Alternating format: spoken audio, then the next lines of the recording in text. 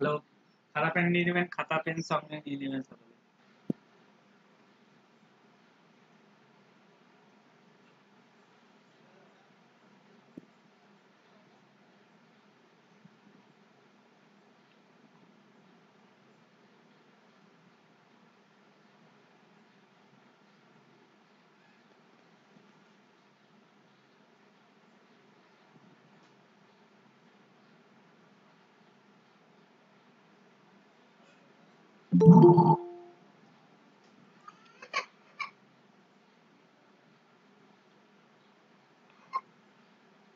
আজকে আমরা যে বিষয়টা পড়বো, আলোচনার টপিক আছে আমাদের, সেটা হচ্ছে বিংশাংশ কুণ্ডলী। এটা এতটাই গুরুত্বপূর্ণ অনেক ক্ষেত্রে হয়ে থাকে, যে ক্ষেত্রে আমাদের চার্ট নর্মালি ভাবে অ্যান্সার দেয় না, সেক্ষেত্রে জি20 খুব রাইট অ্যান্সার দেয়। অর্থাৎ জি20 চার্ট নর্মালি ডি1 চার্টের মতোই বিচার বিশ্লেষণ করলে আমাদের জীবনে মিলে যায়।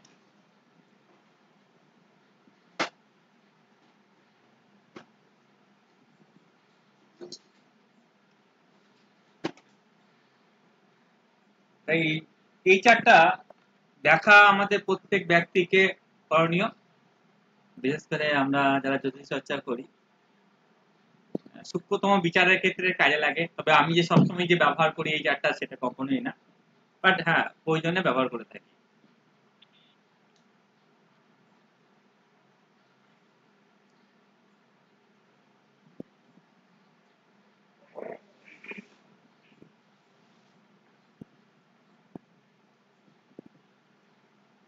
বিংশাংশ কুণ্ডলী আমাদের মেইনলি স্পিরিচুয়াল বা আধ্যাত্মিকতার জায়গাটা বিচার হয়। এখান থেকে আমি আরো অনেক ইনার পার্ট খুঁজেছি, তবে সেটা বিষয়বস্তু নয়। আপনাদের আপনাদের যতটা একটা শিক্ষণীয় দরকার ততটা আমি উপায় ঠিক করে দেবো আপনাদের কাছে।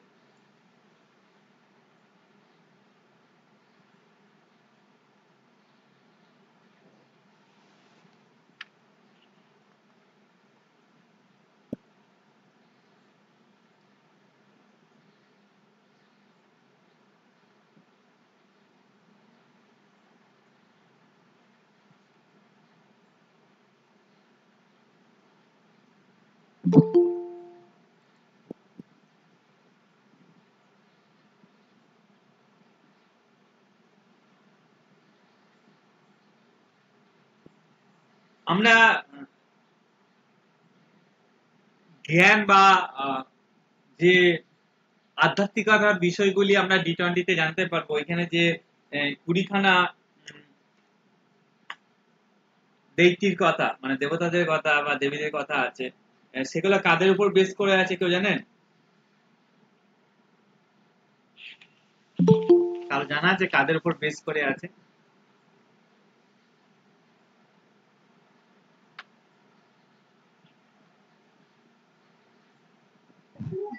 ফিমেল ডেইটিস, ফিমেল, একদম। যেহেতু ফিমেলকে আমাদের শক্তির আরাধনা স্বরূপ বিচার করা হয় একদম প্রাচীন কাল থেকে, তাই এখানে কিন্তু ফিমেল দৈত্যীগুলির কথা উল্লেখ আছে। একদম কারেক্ট, খুব সুন্দর বলেছেন। যেখানে আপনি কালী থেকে, তারা থেকে শুরু করে, সতী থেকে শুরু করে, ঠিক আছে, বগলামুখী থেকে শুরু করে ইত্যাদি ইত্যাদি আপনারা দেখতে পাবেন। এইটার জন্য একটা আপনাদেরকে চার্ট জানতে হবে, কারণ অনেকে হয়তো যারা স্টাডি করেন তারা হয়তো এই চার্টটা ইজিলি পেয়ে যাবেন, কিন্তু যারা স্টাডি করা হয় না, মানে আমার কাছে পড়ে শুধু, তাদের ক্ষেত্রে এই চার্টটা কাজে লাগবে। একটা চার্ট আপনারা লিখে ফেলুন, বানিয়ে ফেলুন ঝট করে।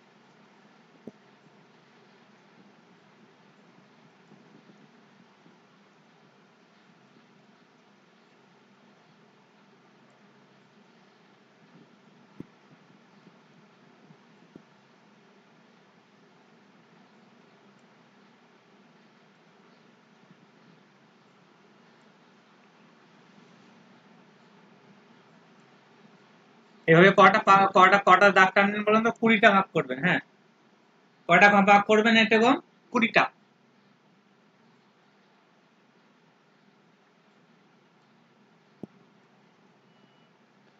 এরকম লম্বা লম্বা 20টা টানবেন। আর এদিকে সিরিয়াল হিসাবে একটা হবে ডিগ্রির, একটা হবে অড সাইন, আর আরেকটি হবে ইভেন সাইন। ঠিক আছে, লিখে দিই তাহলে সুবিধা হবে। এখানে আমরা ডিগ্রি লিখবো, ডিআইজি হতে, যাই হোক মিস্টেক ঘটে গেছে। ও, এটা অড সাইন লিখবো, আর এটা আমরা ইভেন সাইন লিখবো।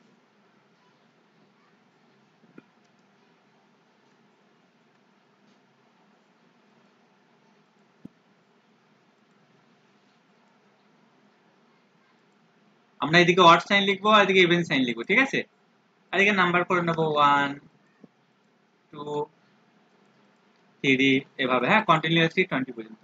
তাহলে প্রথম ডিগ্রিটা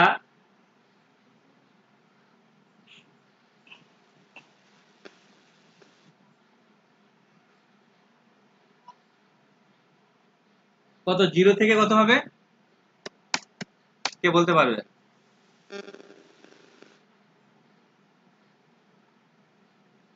0 থেকে কত? 20 কে 30 দিয়ে ভাগ করুন। সরি, হ্যাঁ, মানে 30 কে 20 দিয়ে ভাগ করুন। কত পড়ছে তাহলে বুঝতে পারবেন। 1 ডিগ্রি 30 মিনিট। 1 degree 30 minute. আমি 30 মানে ডিগ্রিটা লিখতে পারছি না, তাই 0 থেকে 31 পর্যন্ত লিখলাম। ঠিক আছে, ঠিক আছে, 0 থেকে 1 ডিগ্রি 30 মিনিট, 0 থেকে 1 ডিগ্রি 30 মিনিট। ঠিক আছে, তারপরটা 1 ডিগ্রি 30 মিনিট থেকে কত ডিগ্রি পর্যন্ত হবে? 3। 3। তারপরটা 3 থেকে 4.5 ডিগ্রি, 4 ডিগ্রি 30। 4 ডিগ্রি 30, তার 3 থেকে 4 ডিগ্রি 30। তারপরটা 4 ডিগ্রি 30 থেকে 6 ডিগ্রি। 6 6। মানে এই জিনিসটা বোঝা গেছে তো? মানে ক্লিয়ার সকলে? তাহলে আমি আর লিখছি না, অটোমেটিকলি সেটা আপনারা লিখে দিন। 6 থেকে 7 ডিগ্রি, মানে প্রত্যেকবারই আপনার 1 ডিগ্রি 30 মিনিট আপনি যোগ করতে করতে যাবেন। প্রত্যেকবারই আপনি 1 ডিগ্রি 30 মিনিট যোগ করতে করতে যাবেন। ক্লিয়ার সকলে? বোঝা গেছে? হ্যাঁ কি না বলবেন? আচ্ছা, ক্লিয়ার হয়েছে। আচ্ছা, ঠিক আছে, থ্যাংক ইউ। এরপর হচ্ছে আমাদের যে 27 খানা দেবীদের কথা বলবো। সরি, 27 খানা বলছি, 20 খানা 20 খানা 40 খানা।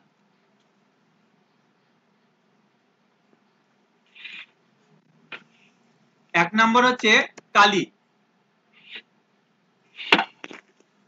অড সাইনে 1 নম্বর হচ্ছে কালী।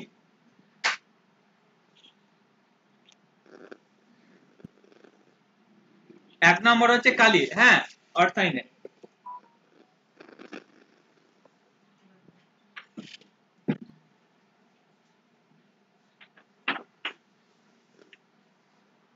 ইভেন সাইনে 1 নম্বর হচ্ছে, এটা যারা বেশি মানে আরাধনা এইসব নিয়ে থাকে তারা আরো বেশি আমার থেকে বলতে পারবেন, ঠিক আছে, এনাদের সম্পর্কে দয়া।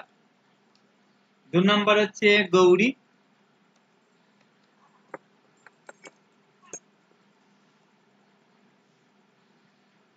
আর এদিকে ইভেন সাইনে আছে মেধা।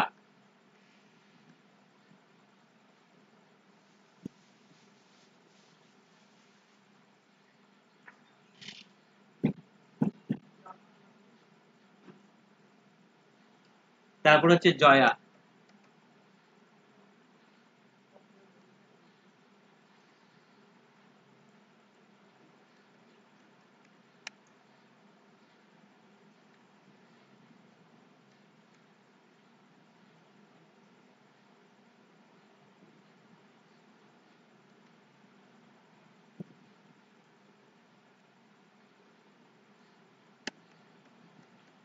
লক্ষ্মী।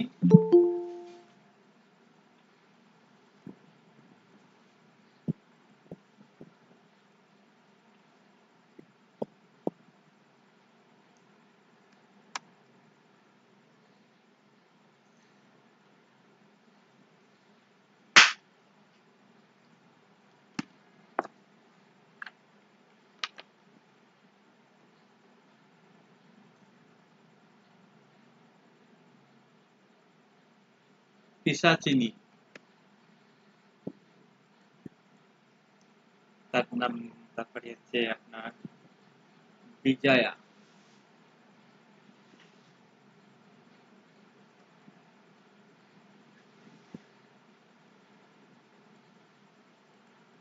তারপরে হচ্ছে ধূমাবতী।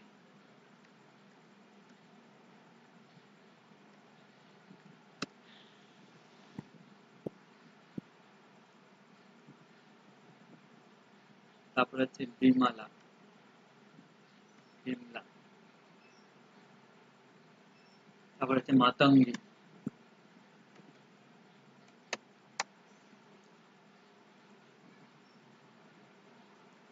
এটা হচ্ছে 4, এটা হচ্ছে 5, এটা হচ্ছে 6।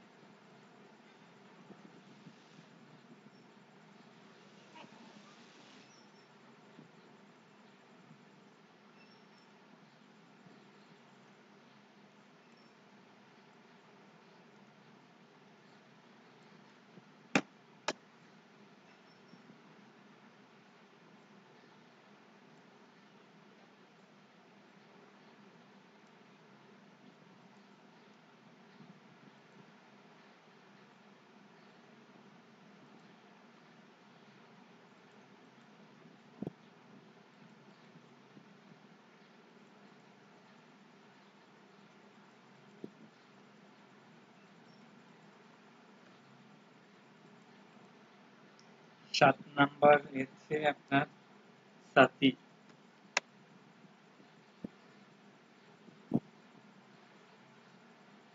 তারা।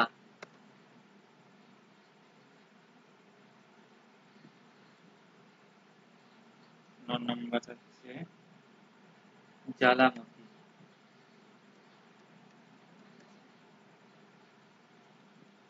10 নাম্বার হচ্ছে শ্বেতা।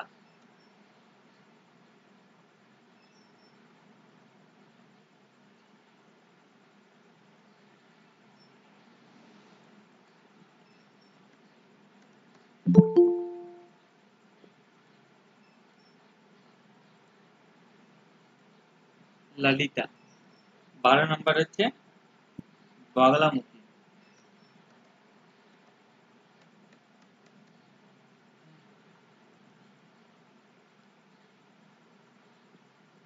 বালা।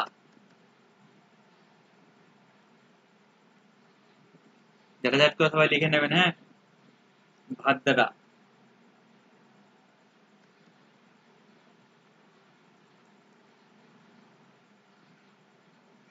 অরুণা।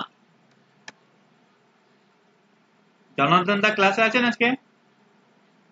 উনি বেশ হেল্প করতে পারেন আজকে। আছি। আছেন? হ্যাঁ, আচ্ছা, এই দেবীদের নামগুলো নিশ্চয়ই ভালো মতো জানেন আপনি। নামগুলো তো জানা আছে। হ্যাঁ নামগুলো তো জানা আছে। হ্যাঁ হ্যাঁ, সেটাই বলছি, আজকে আপনি হেল্প করবেন। আমি যেগুলা স্টাডি করেছি, সেটা ধরুন আমি তো এই বিষয়ে খুব একটা থাকি না, তাই খুব একটা বলতে পারবো না, তবে আমি গাইড করে দেবো টোটালটা। বাট যখন দেবীদের সম্পর্কে জানতে চাইবে তখন যেন অ্যান্সারটা দিয়ে তাহলে হলো।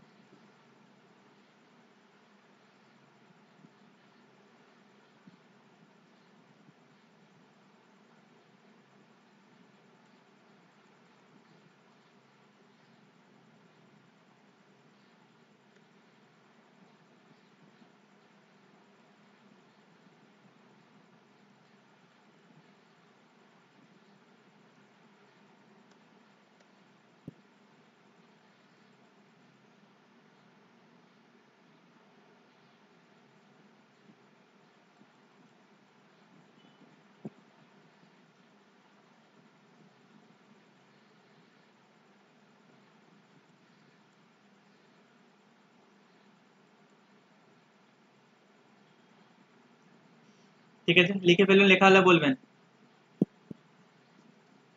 হচ্ছে হয়ে গেছে? স্যার। আরে সাবাস। বাকিরা স্যার হয়ে গেছে, সবাই কমপ্লিট? কমপ্লিট।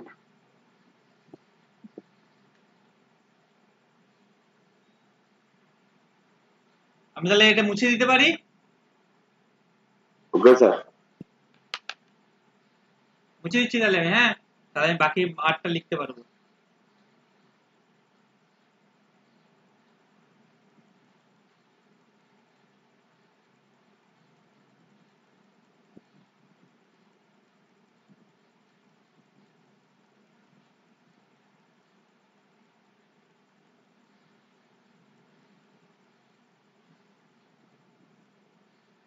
আচ্ছা,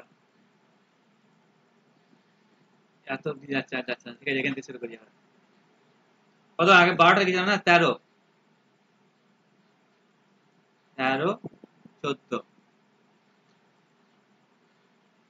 15, 16, 17, 18, 19, লাস্টে 20 বসিয়ে দেবো।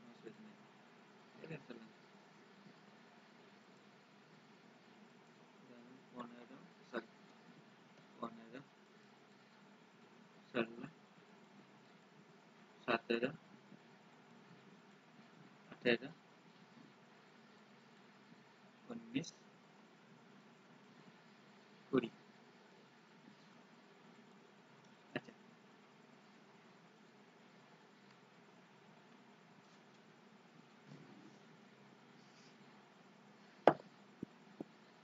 তেরো হচ্ছে আপনাদের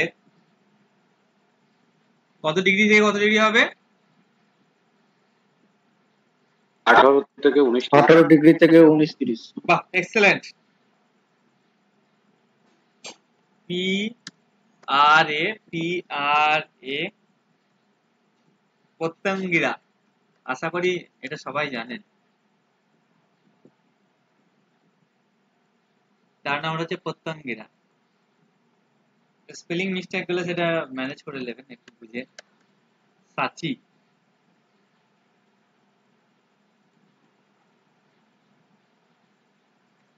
এখানে কেন, সত্যি হবে। হ্যাঁ, এখানে কেন ফিমেল কে দিয়েছেন ঋষি পরাশরমণি, কি উত্তর দিলাম আমি আপনাদেরকে? যে কেউ জিজ্ঞাসা করে এখানে শুধুমাত্র ফিমেল দেবীদের, মানে দেবীদের কথা কেন বলা হয়েছে? প্রাচীনকাল থেকে কি বিশ্বাস করা হয়েছে? ভবানী। কি বললাম, ভুলে গেলেন এত তাড়াতাড়ি? কেউ যদি জিজ্ঞাসা করে এখানে ধরুন কেন ফিমেলদের কথা বলা হয়েছে, শক্তি, পুরুষদের ক্ষেত্রে শক্তি হিসাবে ব্যাখ্যা করা হয় দেবীদেরকে, শক্তির আরাধনার স্বরূপ হিসাবে, এই কারণে। ঠিক আছে,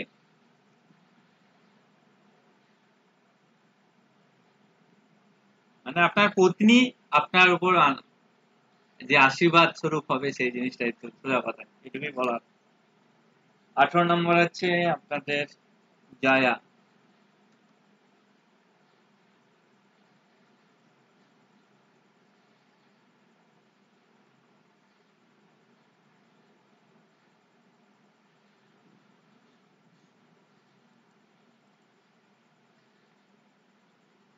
কেউ এটা আমার তৈরি বলে দিয়েন না, হ্যাঁ, এটা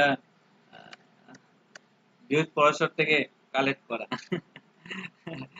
অনুবাদ করণে যেটা আছে সেখান থেকে। এটা কেউ আমার তৈরি যাওয়া বলে দিয়েন, এটা আপনারা যাদের কাছেই বৃহৎ পরাশর ভাষাস্ত্র আছে হরিহর মজুমদারে, তাদের কাছে সকলেই আছে, ঠিক আছে কেউ আবার চালিয়ে দিয়ে শেয়ার বানিয়েছে।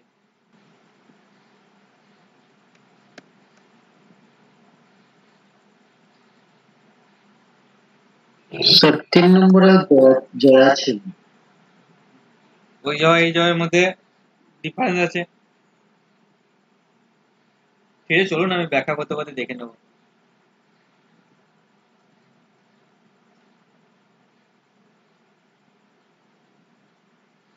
ওই সেম সেম জায়গার কথাই বলা হয়েছে বেদ পরাশরে, যেটুকু আমার মনে পড়ছে, ঠিক আছে, তাও আমি পরে বলছি।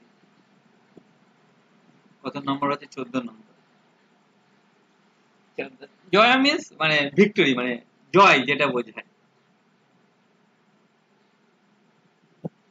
আর যদি হরিহর মজুমদারের কারো বই থাকে এই নামগুলি পেয়ে যাবেন, ব্যাখ্যা এর পাবেন না, ঠিক আছে, কিন্তু নামগুলা পেয়ে যাবেন। আমি নামগুলা ওখান থেকে মানে কালেক্ট করা।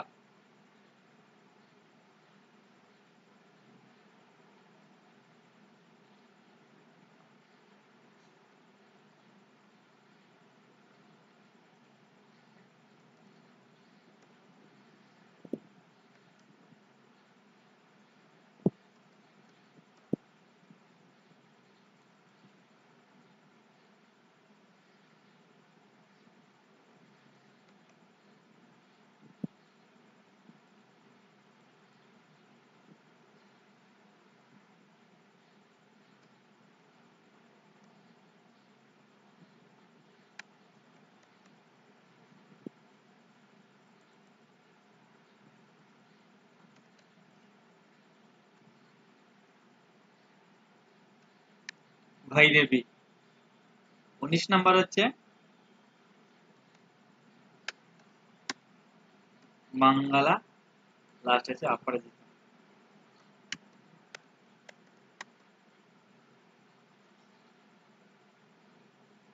এটা হচ্ছে আপনার 30, আর বাকিগুলা পর্ব সাথে মানে হিসাব করে নেওয়া যাবে।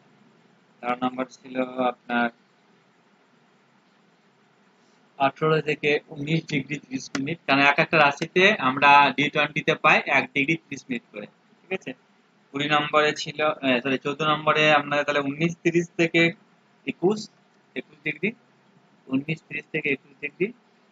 15 নম্বরে পড়বে 21:30 থেকে 21 থেকে 22:30, 22 ডিগ্রি 30 মিনিট।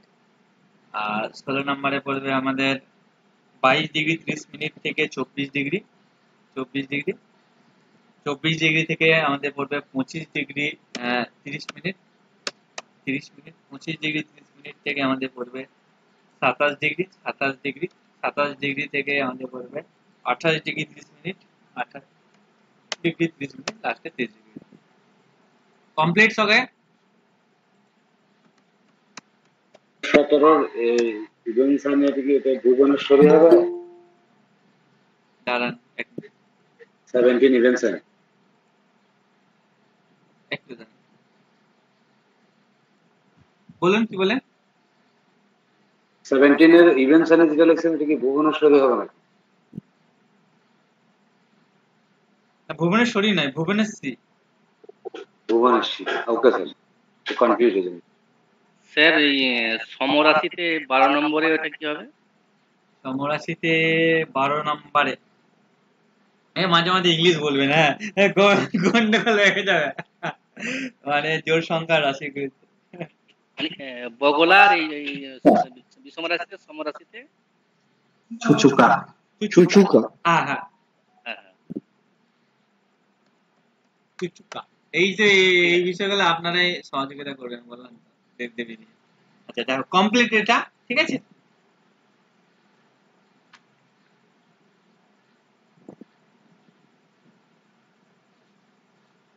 লিখুন আমরা D20 থেকে কি কি বিচার করতে পারি, লিখুন ফার্স্ট হাউস, মানে প্রথম ভাব থেকে কি বিচার করতে পারি।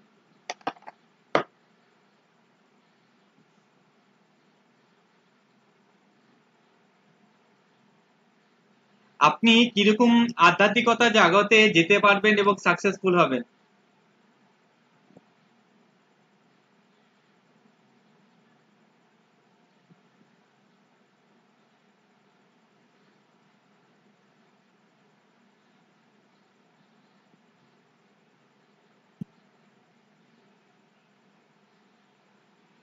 আপনি কিরূপ আধ্যাত্মিকতার জগতে যেতে পারবেন বা সাকসেসফুল হবেন সেটা নির্দেশ করবে আপনার D20 চার্টের প্রথম ভাব থেকে।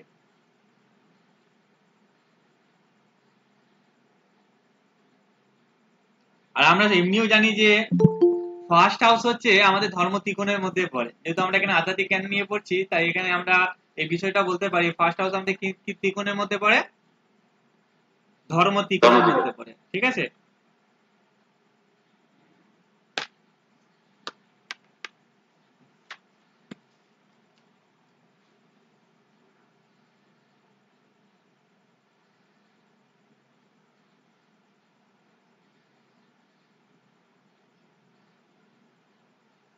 হলে বলবেন লেখাতে, হ্যাঁ।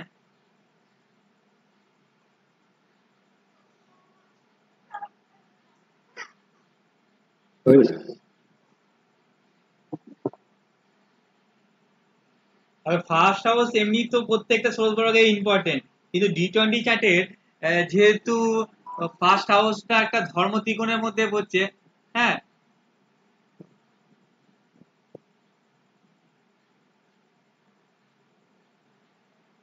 ঠিক আছে, সেই জন্য ফার্স্ট হাউসে গুরুত্বপূর্ণ D20 চার্টে খুবই ক্লিয়ার, এটা মানে খুবই গুরুত্বপূর্ণ, শুধু গুরুত্বপূর্ণ না খুবই গুরুত্বপূর্ণ, সব অনেক গুরুত্বপূর্ণ, কিন্তু এটা আপনার আলটিমেট যেহেতু এটা ধর্ম ত্রিকোণের মধ্যে পড়ে তাই গুরুত্বপূর্ণটা বেশি বেড়ে যায়। সেকেন্ড হাউস,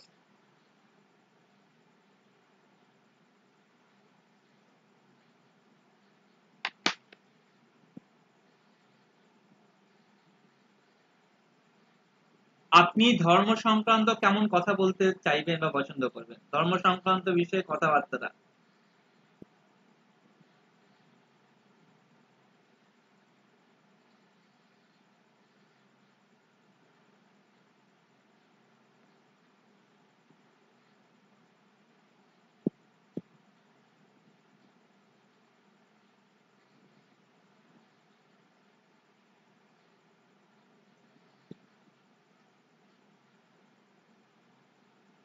যদি সেকেন্ড হাউস পরিবার এসব বোঝায় তাই আপনার পরিবারের সংস্কার কেমন আধ্যাত্মিক জগতে, বা আপনাদের পরিবারে কোনো কুল দেবতা আইডেন্টিফাই করতে চান তাহলে সেকেন্ড হাউস থেকে আপনি জানতে পারবেন, ঠিক আছে। এখানে কিন্তু পরিবার বলতে কিন্তু বুঝতে পারছেন এটা কিন্তু আপনার হোল ফ্যামিলিকে বোঝাচ্ছে, শুধু আপনার মাতা পিতা না, আত্মীয় স্বজন, কেন কুল দেবতা কিন্তু সেটা হয়, বুঝতে পারলেন কি বলতে, আমি বারবার কিন্তু বলি সেকেন্ড হাউস কিন্তু অল ফ্যামিলিকে বোঝায়। তাহলে আপনার পরিবারের কুলদেবতা বা আপনার পরিবারের সংস্কার এই আধ্যাত্মিকতার বিষয়ে কেমন সেটা সম্পর্কে জানতে পারবেন আপনারা।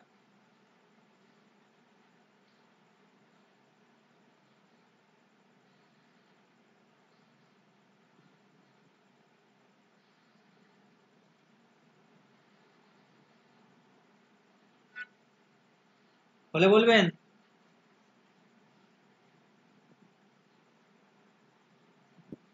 Yes, sir. আচ্ছা স্যার। থার্ড হাউস হচ্ছে আপনার নিকটবর্তী ধর্মস্থানে আপনি কতটা আগ্রহ প্রকাশ করবেন বারবার যাওয়ার জন্য, নিকটবর্তী তীর্থস্থানগুলিতে আপনি কতটা আগ্রহ প্রকাশ করবেন বারবার যাওয়ার জন্য।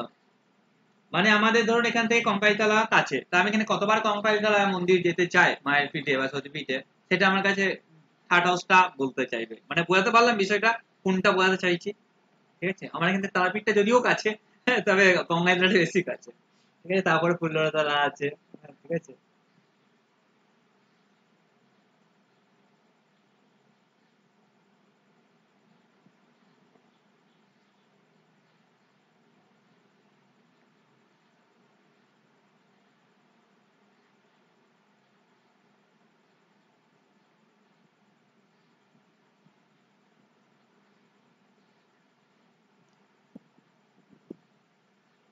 আপনি আপনার গুরুর আদেশকে কতটা মেনে চলেন বা বাস্তব নিজের জীবনে সেটাও বোঝা যাবে। গুরুর আদেশ নিজের গুরুর আদেশ নিজের ডেইলি রুটিনে মানে কি বলবো প্রত্যেক দিনের জীবনযাপনে কতটা পালন করেন সেটা। ঠিক আছে, গুরু তো একটা আদেশ দেয় যে এরকম ভাবে জীবন যাত্রা করা উচিত, তবে আপনি সুখময় জীবনযাপন করবেন বা আপনার লাইফে সেই ডিজায়ার গুলি পূর্ণ হবে। তা আপনি আপনার গুরুর আদেশটা প্রত্যেক দিনের জীবনযাপনে কতটা মেনে চলেন সেটা বিচার করা হয় এই থার্ড হাউস থেকে।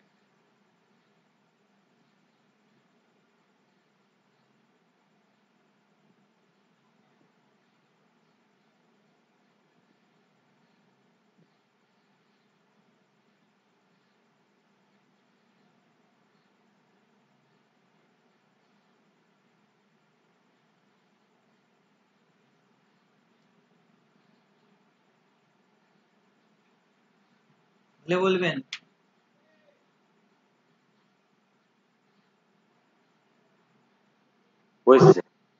ফোর্থ হাউস, আপনি আপনার ধর্ম বা আপনি যে ঈশ্বর তত্ত্ব বিশ্বাস করেন বা যে গুরুকে বিশ্বাস করেন তার উপর আপনার বিশ্বাস কতটা এবং সেইটাকে নিয়ে আপনি যে এগাবেন সেটা কিন্তু ফোর্থ হাউসকে নির্দেশ করে। কারণ ফোর্থ হাউস হচ্ছে আমাদের মোক্ষ ত্রিকোণ, ধর্মের সাথে মোক্ষর একটা ডাইরেক্ট কানেক্ট আছে। তাই আমরা ফোর্থ হাউসকে আমরা এই জন্যই বলি যে আপনি কতটা বিশ্বাস করেন, আপনার নিজের গুরু বা যে ঈশ্বর তত্ত্বে আপনি বিশ্বাসী সেটা বিচার করা হয়।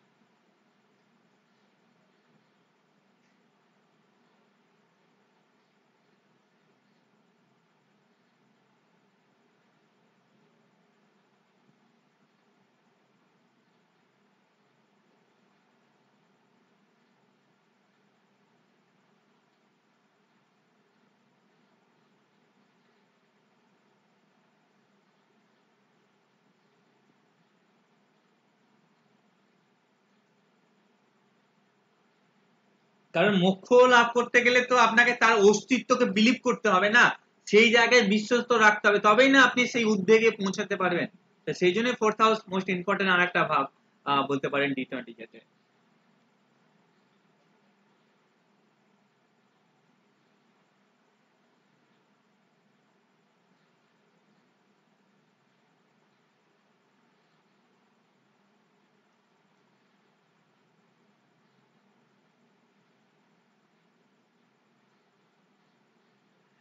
যেহেতু ফোর্থ হাউস হচ্ছে আপনার মানে সোসাইটি বা আপনার পাড়া প্রতিবেশী জায়গাগুলোকে নির্দেশ করে, তো তাই আপনি আপনার প্রভুর নামগান কতটা ছড়াতে পারছেন আপনার এলাকাতে এটাও একটা ডিপেন্ড করে। মানে আমি আমার গুরুদেবের কথা আমার এলাকায় আমি কতটা ছড়াতে পারছি এটাও একটা ডিপেন্ড করবে এই D20 চার্টের ফোর্থ হাউস।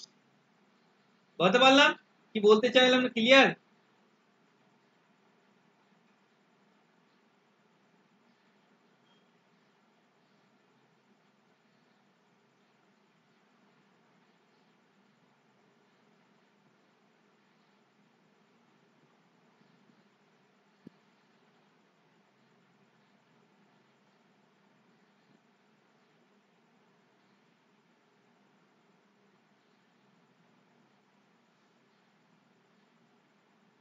লেখা হলে বলবেন।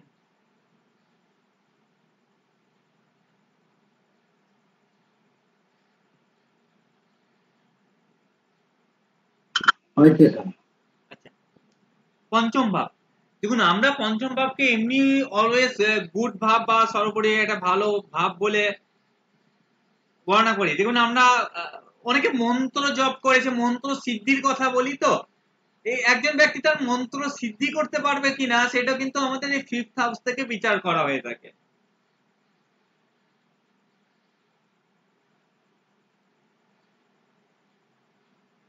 এটা কি D20 বলছেন?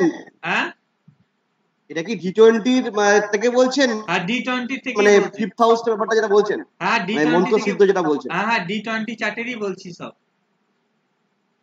আমি এখন D1 এ কিচ্ছু বলি না, D1 এ আসবো যখন ওই বোর্ডের ডিগ্রি গুলো লাগবে, তাছাড়া দেখার দরকার নেই।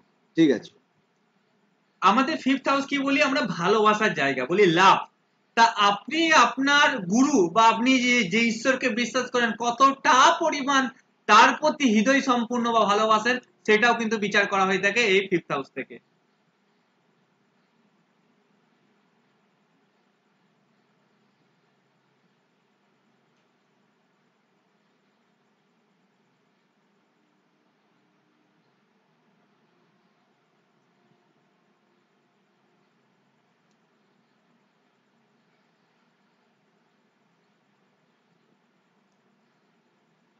বরাবরই আমি একটা কথা বলেছি যে একজন ব্যক্তি ফিফথ হাউস হচ্ছে সবসময় পাপ কর্ম বা শুভ কর্মের ফল হিসাব নিকাশ করে প্রত্যেকেরই আমাদের জীবনে। শুভ কর্মের ফল এবং মানে অশুভ কর্ম যা যা করি আমরা, কারো যদি ক্ষতি করি ওই ফিফথ হাউসেই সঞ্চিত হয়, কারো যদি ভালো করি ফিফথ হাউসেই সঞ্চিত হয়। এটাই নেচার, এটাই ফিফথ হাউসের বৈশিষ্ট্য। তার মানে আপনি কতটা পূর্বজন্ম থেকে বা আগের জন্ম বা যে কোনো শুভ কর্ম বা পুণ্য কর্ম যেটা বলি সেটা রাখতে পেরেছেন ফিফথ হাউসে, সেটাও কিন্তু এটা বিচার। মানে ফিফথ হাউস যদি গুড থাকে তাহলে আপনি অনেক কিছু বেটার অ্যাচিভ বা ভালো কিছু তৈরি করে রেখেছেন এই জন্মে, ঠিক আছে, আগের জন্ম থেকে নিয়ে এসছে, মানে পুণ্য কর্মের ফল আধ্যাত্মিকতার জগতে।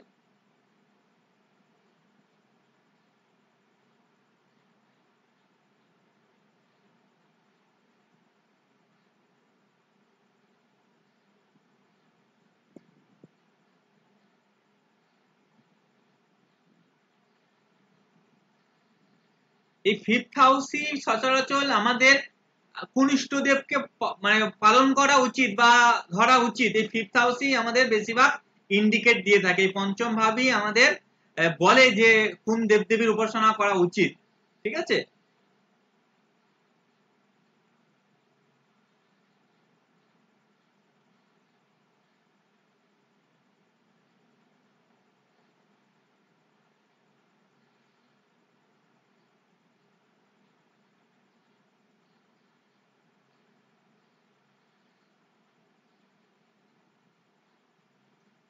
এই দেবদেবীর যে উপাসনাটা করবেন এটা কিন্তু আপনাকে জীবনে ভালো কিছু মানে আপনি মোক্ষ চাইছেন বা কিছু, এটা হেল্প করবে না। এই দেবদেবীটা যে পঞ্চম ভাবের যিনি থাকেন তিনি আপনার জীবনের পথটাকে সুগম করবে, আপনাকে হেল্প করবে লাইফে অবস্টাকেল গুলোকে দূর করতে। ডি20 চার্টের ফিফথ হাউসের লর্ড যিনি হন তার পরিপ্রেক্ষিতে যদি আপনি দেবতা চুজ করেন যে আপনি এই দেবদেবীর আরাধনা করবেন, তাহলে আপনার জীবনের অবস্টাকেল গুলি কমবে এবং আপনার জীবনের পথটা সুগম হবে। ক্লিয়ার? এ কিন্তু আপনাকে লাইফে অনেক কিছু হেল্প করবে না মুখ্যর এসবের দিকে, কিন্তু শুধুমাত্র আপনার লাইফে সুগম করবেন অবস্টাকেলগুলোকে দূর করে। এটা স্যার আরেকবার বলবেন লাইনটা? দেখুন আমি তো আর মুখস্থ করে বলছি না, তাই সেম কথা রিপিট হবে না, আমি বলে দিচ্ছি, তাও বলছি আমি। পঞ্চমপতি যে হবে ডি20 চার্টে সে আপনার জীবনের পথকে সুগম করবে অবস্টাকেল বা বাধাগুলি দূর করে, ঠিক আছে, মানে তার আরাধনা করলে আপনার জীবনে অবস্টাকেল গুলি দূর হবে। ক্লিয়ার শোভন দা? বলছি বলছি বলছি স্যার ওই লর্ডের মানে লর্ডের নাকি লর্ড যে সেটা তো আমি ইষ্টদেবকে এখনো ইন্ডিকেট করবে? দেখাইনি, সেটা দেখাইনি তো, ঠিক আছে। আচ্ছা আচ্ছা।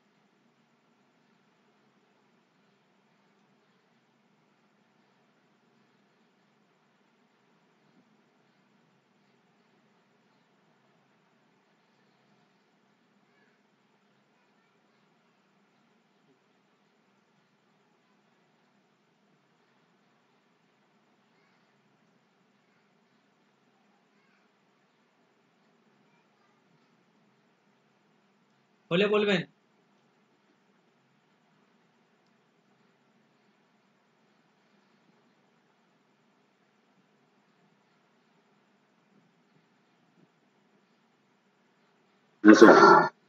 ষষ্ঠ ভাব, এই ষষ্ঠ ভাব আপনার ধর্মে বা আপনার গুরুর কাছে যাওয়ার জন্য কি কি অবস্টাকেল বা বাধা সৃষ্টি করবে আপনাকে পৌঁছাতে।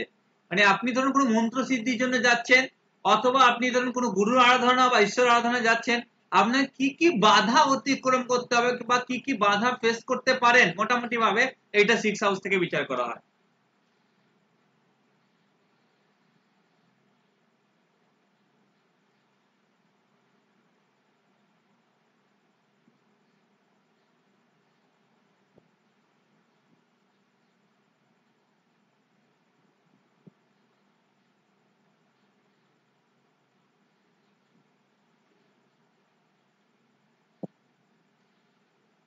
আপনি আপনার যে গুরু বা যে ধর্মকে বিশ্বাস করেন তার জন্য আপনি কতটা লড়াই করতে পারবেন সেটাও কিন্তু এই 6th হাউস থেকে বিচার করা যায়।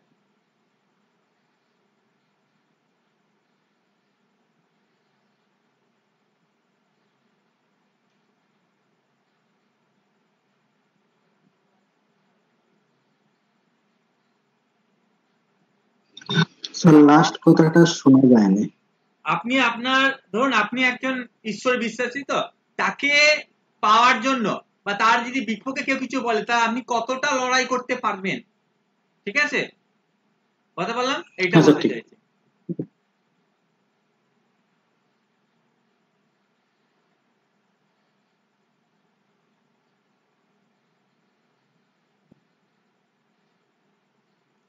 Seventh house, 6th house complete. Yes, sir.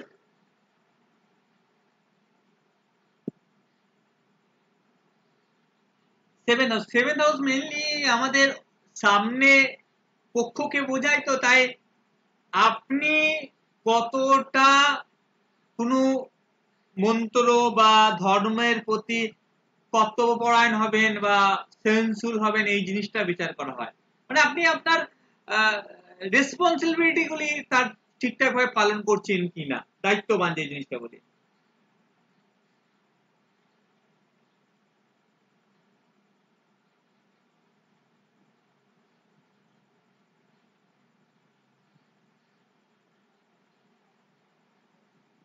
যেহেতু আপনি যখন একটা দায়িত্ব পালন করবেন, কোনো গুরুতত্ত্ব বা ঈশ্বর তত্ত্বের প্রতি আপনি যখন আপনার কর্তব্য পালন করবেন, তা সেখানে কিন্তু একটা শান্তির বাতাবরণ অতি অবশ্যই ছড়াবে। তাহলে আপনার D20 যাদের 7th হাউস, এটা বলে যে আপনি কতটা শান্তির বাতাবরণ মানে সোসাইটি হোক বা বিভিন্ন মানুষের কাছে পৌঁছাতে পারবেন, ঠিক আছে? মানে একটা থট যেটা আপনার গুরুতত্ত্ব, যেটা শান্তির স্বরূপ, সেই শান্তির থটটা আপনি কতটা পৌঁছাতে পারছেন সেটা কিন্তু একটা বিচার্য বিষয় হয়ে থাকে D20 চার্টের 7th হাউসে।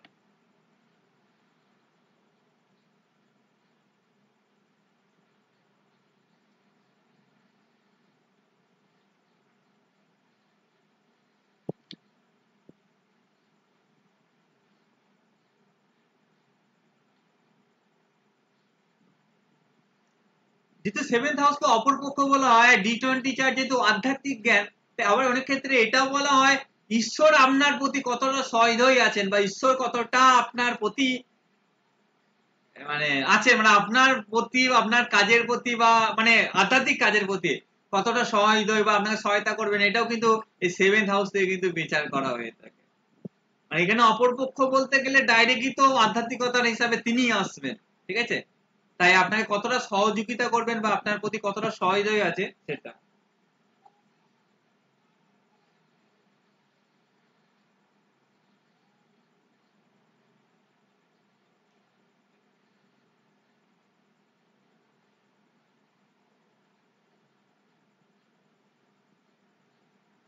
হয়েছে? Sir. হ্যাঁ স্যার। 8th হাউস, সচরাচর 8th হাউসকে D20 চার্টে সন্ন্যাসের সাথে তুলনা করা হয়ে থাকে।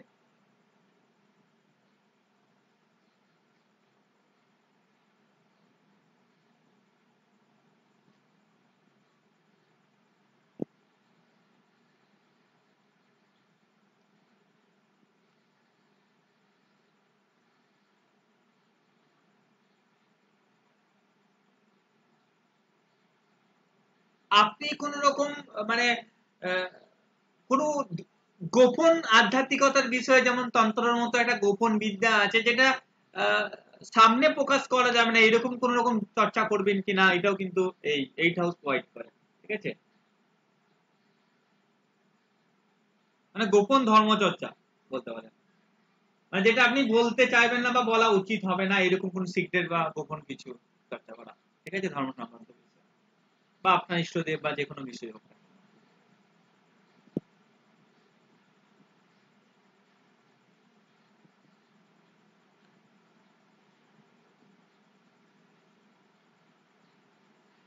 এটাকে বলা হয়, যেহেতু চতুর্থ ভাব ছিল আমাদের মোক্ষ ত্রিকোণের প্রথম একটা, আর এটা হচ্ছে মোক্ষ ত্রিকোণের দ্বিতীয়, তাই আপনি গুপ্ত সাধনায় কতটা সফলতা অর্জন করতে পারবেন সেটাও কিন্তু এটা মানে বিশাল বড় হিউজ জায়গাটা দেখে থাকে এই অষ্টম ভাব।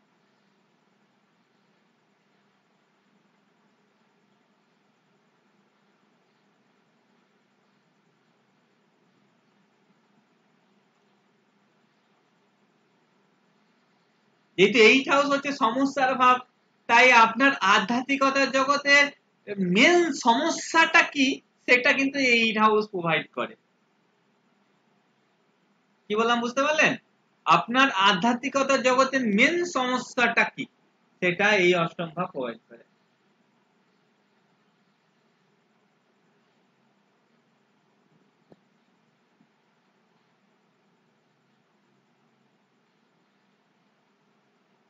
হয়েছে? Yes, sir. নবম ভাব,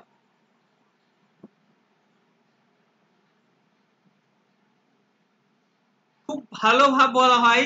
আমাদের সব থেকে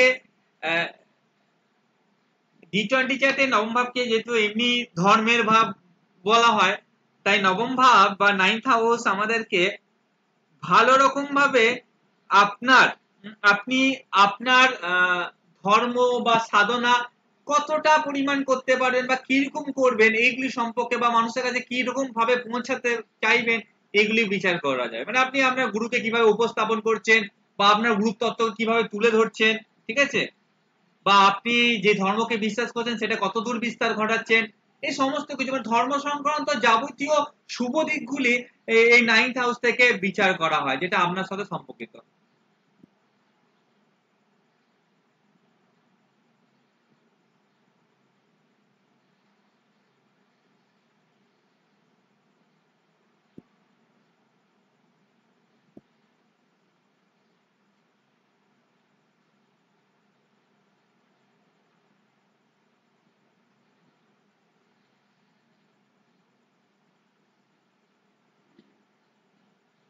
আর আমরা জানি নবম ভাব হচ্ছে লগ্ন পঞ্চম নবম, নবম ভাব হচ্ছে আপনার ধর্ম ত্রিকোণের লাস্ট ভাব। তাই এটা বোঝায় আপনি মানে আগের জন্মে লাস্ট কতটা গুডনেস বা ভালো কিছু স্পিরিচুয়াল সংগ্রহ করেছেন কিনা সেটাই নবম ভাব থেকে বোঝায়। মানে কি বলবো আমি এটাকে, প্রাধ্য জ্ঞান বা আধ্যাত্মিক জ্ঞান বা আধ্যাত্মিক কিছু নিয়ে এসেছেন কিনা এই জন্মে, সেটা নবম ভাব থেকে বোঝা যাবে। ঠিক আছে, এই জন্মে না, আবার এটাও বলতে পারি আপনার এই জন্মে কতটা রেখে দিয়ে যাচ্ছেন যেটা পরের জন্মে পাবেন। মানে 9th হাউস আপনি ধরুন অনেকে দেখবেন না 5 বছর বয়সে বা 6 বছর বয়সে ঈশ্বর দর্শন করেন, এটা মেন কারণ তখন খুঁজে পাবেন যে 9th হাউস থেকে টি20 চার্টে। কারণ এইখানে কেউ কেউ ধরুন গুরু হচ্ছেন, কেউ মহারাজা হচ্ছেন, ঠিক আছে না, অল্প বয়সে দীক্ষা দিচ্ছেন বা কিছু অনেকটা ইয়ে রয়েছে তার নাম গান এই আধ্যাত্মিকতা জগতে, তখন কি বুঝবেন এই টি20 চার্টের 9th হাউসের কারণে সেই ঘটনাটাই ঘটছে। বোঝা গেছে?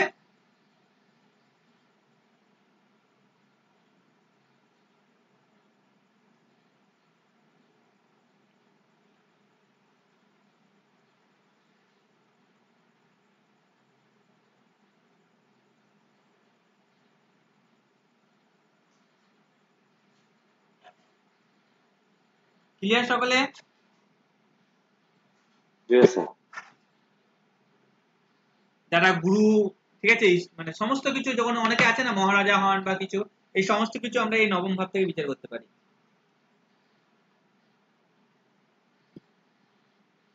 10th হাউস,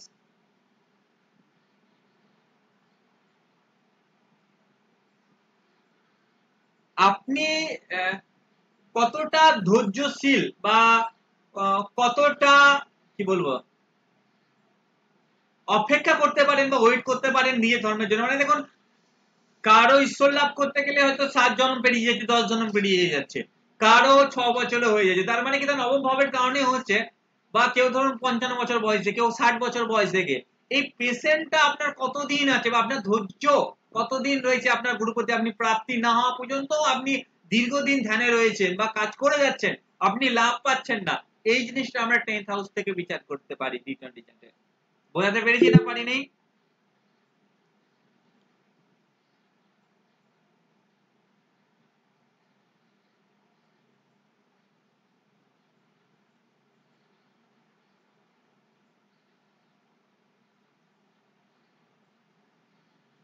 এই আমি 1 বছর করলাম, এই দেবতা কিছু হলো না, যা আর করবো না। এটা না, এটা বোঝাচ্ছে যে আপনি কতটা পেশেন্ট রাখতে পারেন দীর্ঘদিন ধরে, মানে অধ্যাবসান জিনিসটা যেটা বলি, সেই জিনিসটা আমরা বিচার করতে পারি।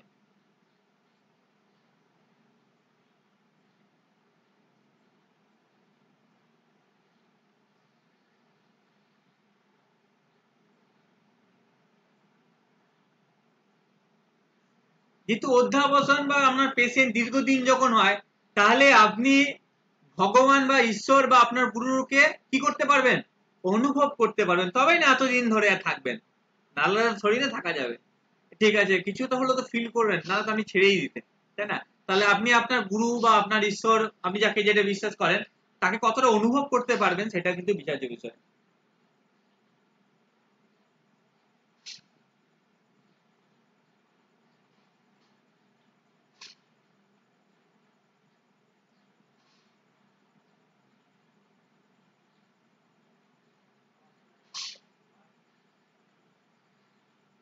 হয়েছে?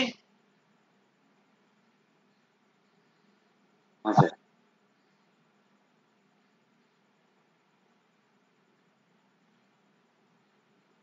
একাদশ ভাব, আমরা একাদশ ভাব হচ্ছে আমাদের কি বলবো, ডিজায়ার, মানে ইচ্ছা পরিপূর্তি। আপনার মানে জীবনশৈলী বা আবার আপনার জীবনচর্চা, আপনি কতটা পরিমাণ সাত্ত্বিক, ঠিক আছে, যেমন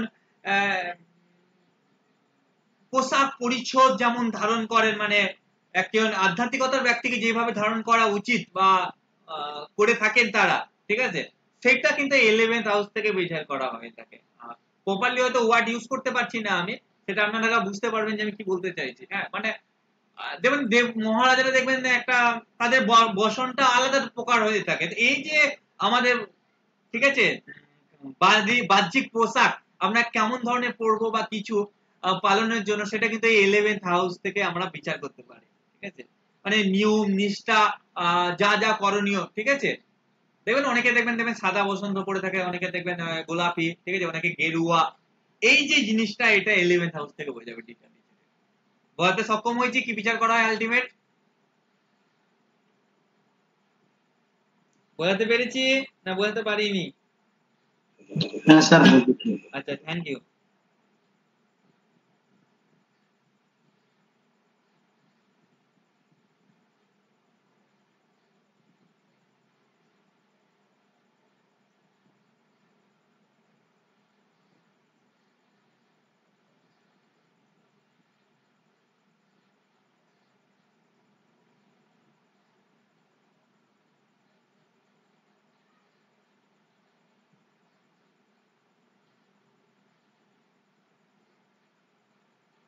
সর্বশেষ রাশি 12, যেটা আমাদের মুখ্য ত্রিকোণের লাস্ট ত্রিকোণ মধ্যে পড়ে থাকে।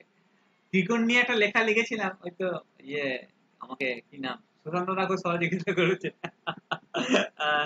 পাবলিশ হওয়ার ক্ষেত্রে। থ্যাংক ইউ সুরেন্দ্র, এখনই মনে পড়েছে ত্রিকোণ নিয়ে বলছি বলে। যাই হোক, 12th হাউস, দ্বাদশ ভাব হচ্ছে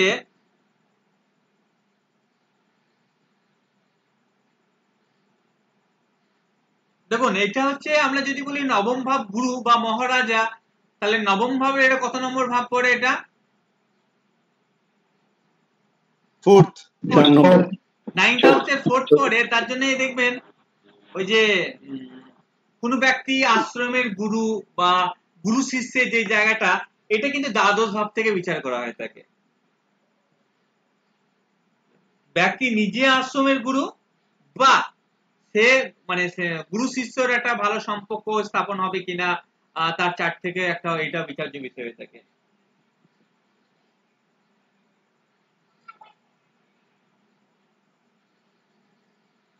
দেখবেন অনেকে বলে না যে এই ব্যক্তি সমাধিতে আছে বা ধ্যানে গেছেন এখন। হ্যাঁ, সে দেখবেন ফেসবুকে অনেকে দেখতে পাবেন বা অনেক জায়গায় সেটা দেওয়া থাকে ছবি টবি, যে এত বছর ধরে, বাট উনি জীবিত। এই জিনিসটা বিচার করা, আমি হয়তো প্রপার ওয়ার্ড ইউজ করতে পারছি না যে কি বলতে চাইছি, বাট আমি হয়তো এক্সাম্পল দিয়ে বলতে চাইছি। ধরুন কোনো ব্যক্তি ধরুন 150 বছর ধরুন সে খাচ্ছে না দাচ্ছে না কিছু, বাট সে ধ্যান মগ্ন, ঠিক আছে, বাট তিনি জীবিত, ঠিক আছে, সেটা এই বিচার করা হয় 12th হাউস থেকে। বোঝাতে পারলাম আমি না? বোঝাতে সক্ষম নয়? অর্জুন মহোদয় বোঝা গেছে? আর একটু বললে ভালো হবে স্যার। কি বলবো এটাকে, মানে কোনো ব্যক্তি দেখবেন, অনেকেই তো ইয়ে হয়, নেপালে কোনো ব্যক্তি রিসেন্টলি ভাইরাল হয়েছিল, প্রায় 150 বছর বয়সে, প্রায় অনেক বছর ধরে সে খাওয়া দাওয়া করেন না, একদম রুগ্ন হয়ে গেছে, বাট তিনি ধ্যানে আছেন আর তার হার্ট বিট চলছে সমস্ত কিছু, মানে সে পার্থিব জগতের সাথে তার কোনো লিংক নেই, বাট তিনি দেহ রেখেছেন সেটাও না, সে মানে সমাধিতে গেছেন। হ্যাঁ, সমাধিটাও ইউজ করা যাবে না, কারণ সেটা তো এখন বেঁচে আছে, মানে ধ্যান মগ্ন হয়ে আছে, এটুকু বলতে পারি। হয়তো প্রপার ওয়ার্ড ইউজ করতে পারছি না, তবে এক্সাম্পল স্বরূপ বোঝানোর চেষ্টা না, করছি। এটাকে বলা যেতে পারে ভাব সমাধি। ভাব সমাধি, একদম একদম একদম একদম ভাব সমাধি, এই শব্দটি ইউজ করা যেতে পারে, ভাব সমাধি শব্দটি ব্যবহার করা যেতে পারে। Excellent, thank you.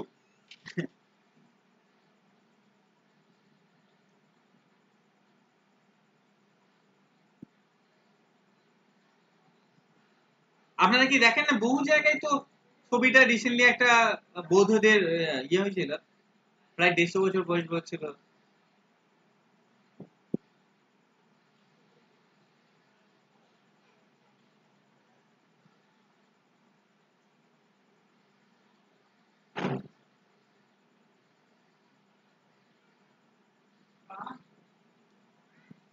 লেখা কমপ্লিট? হ্যাঁ স্যার।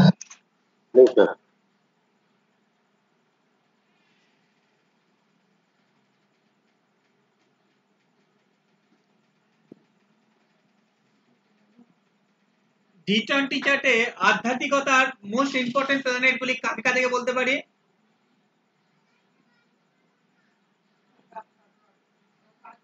বৃহস্পতি, শনি,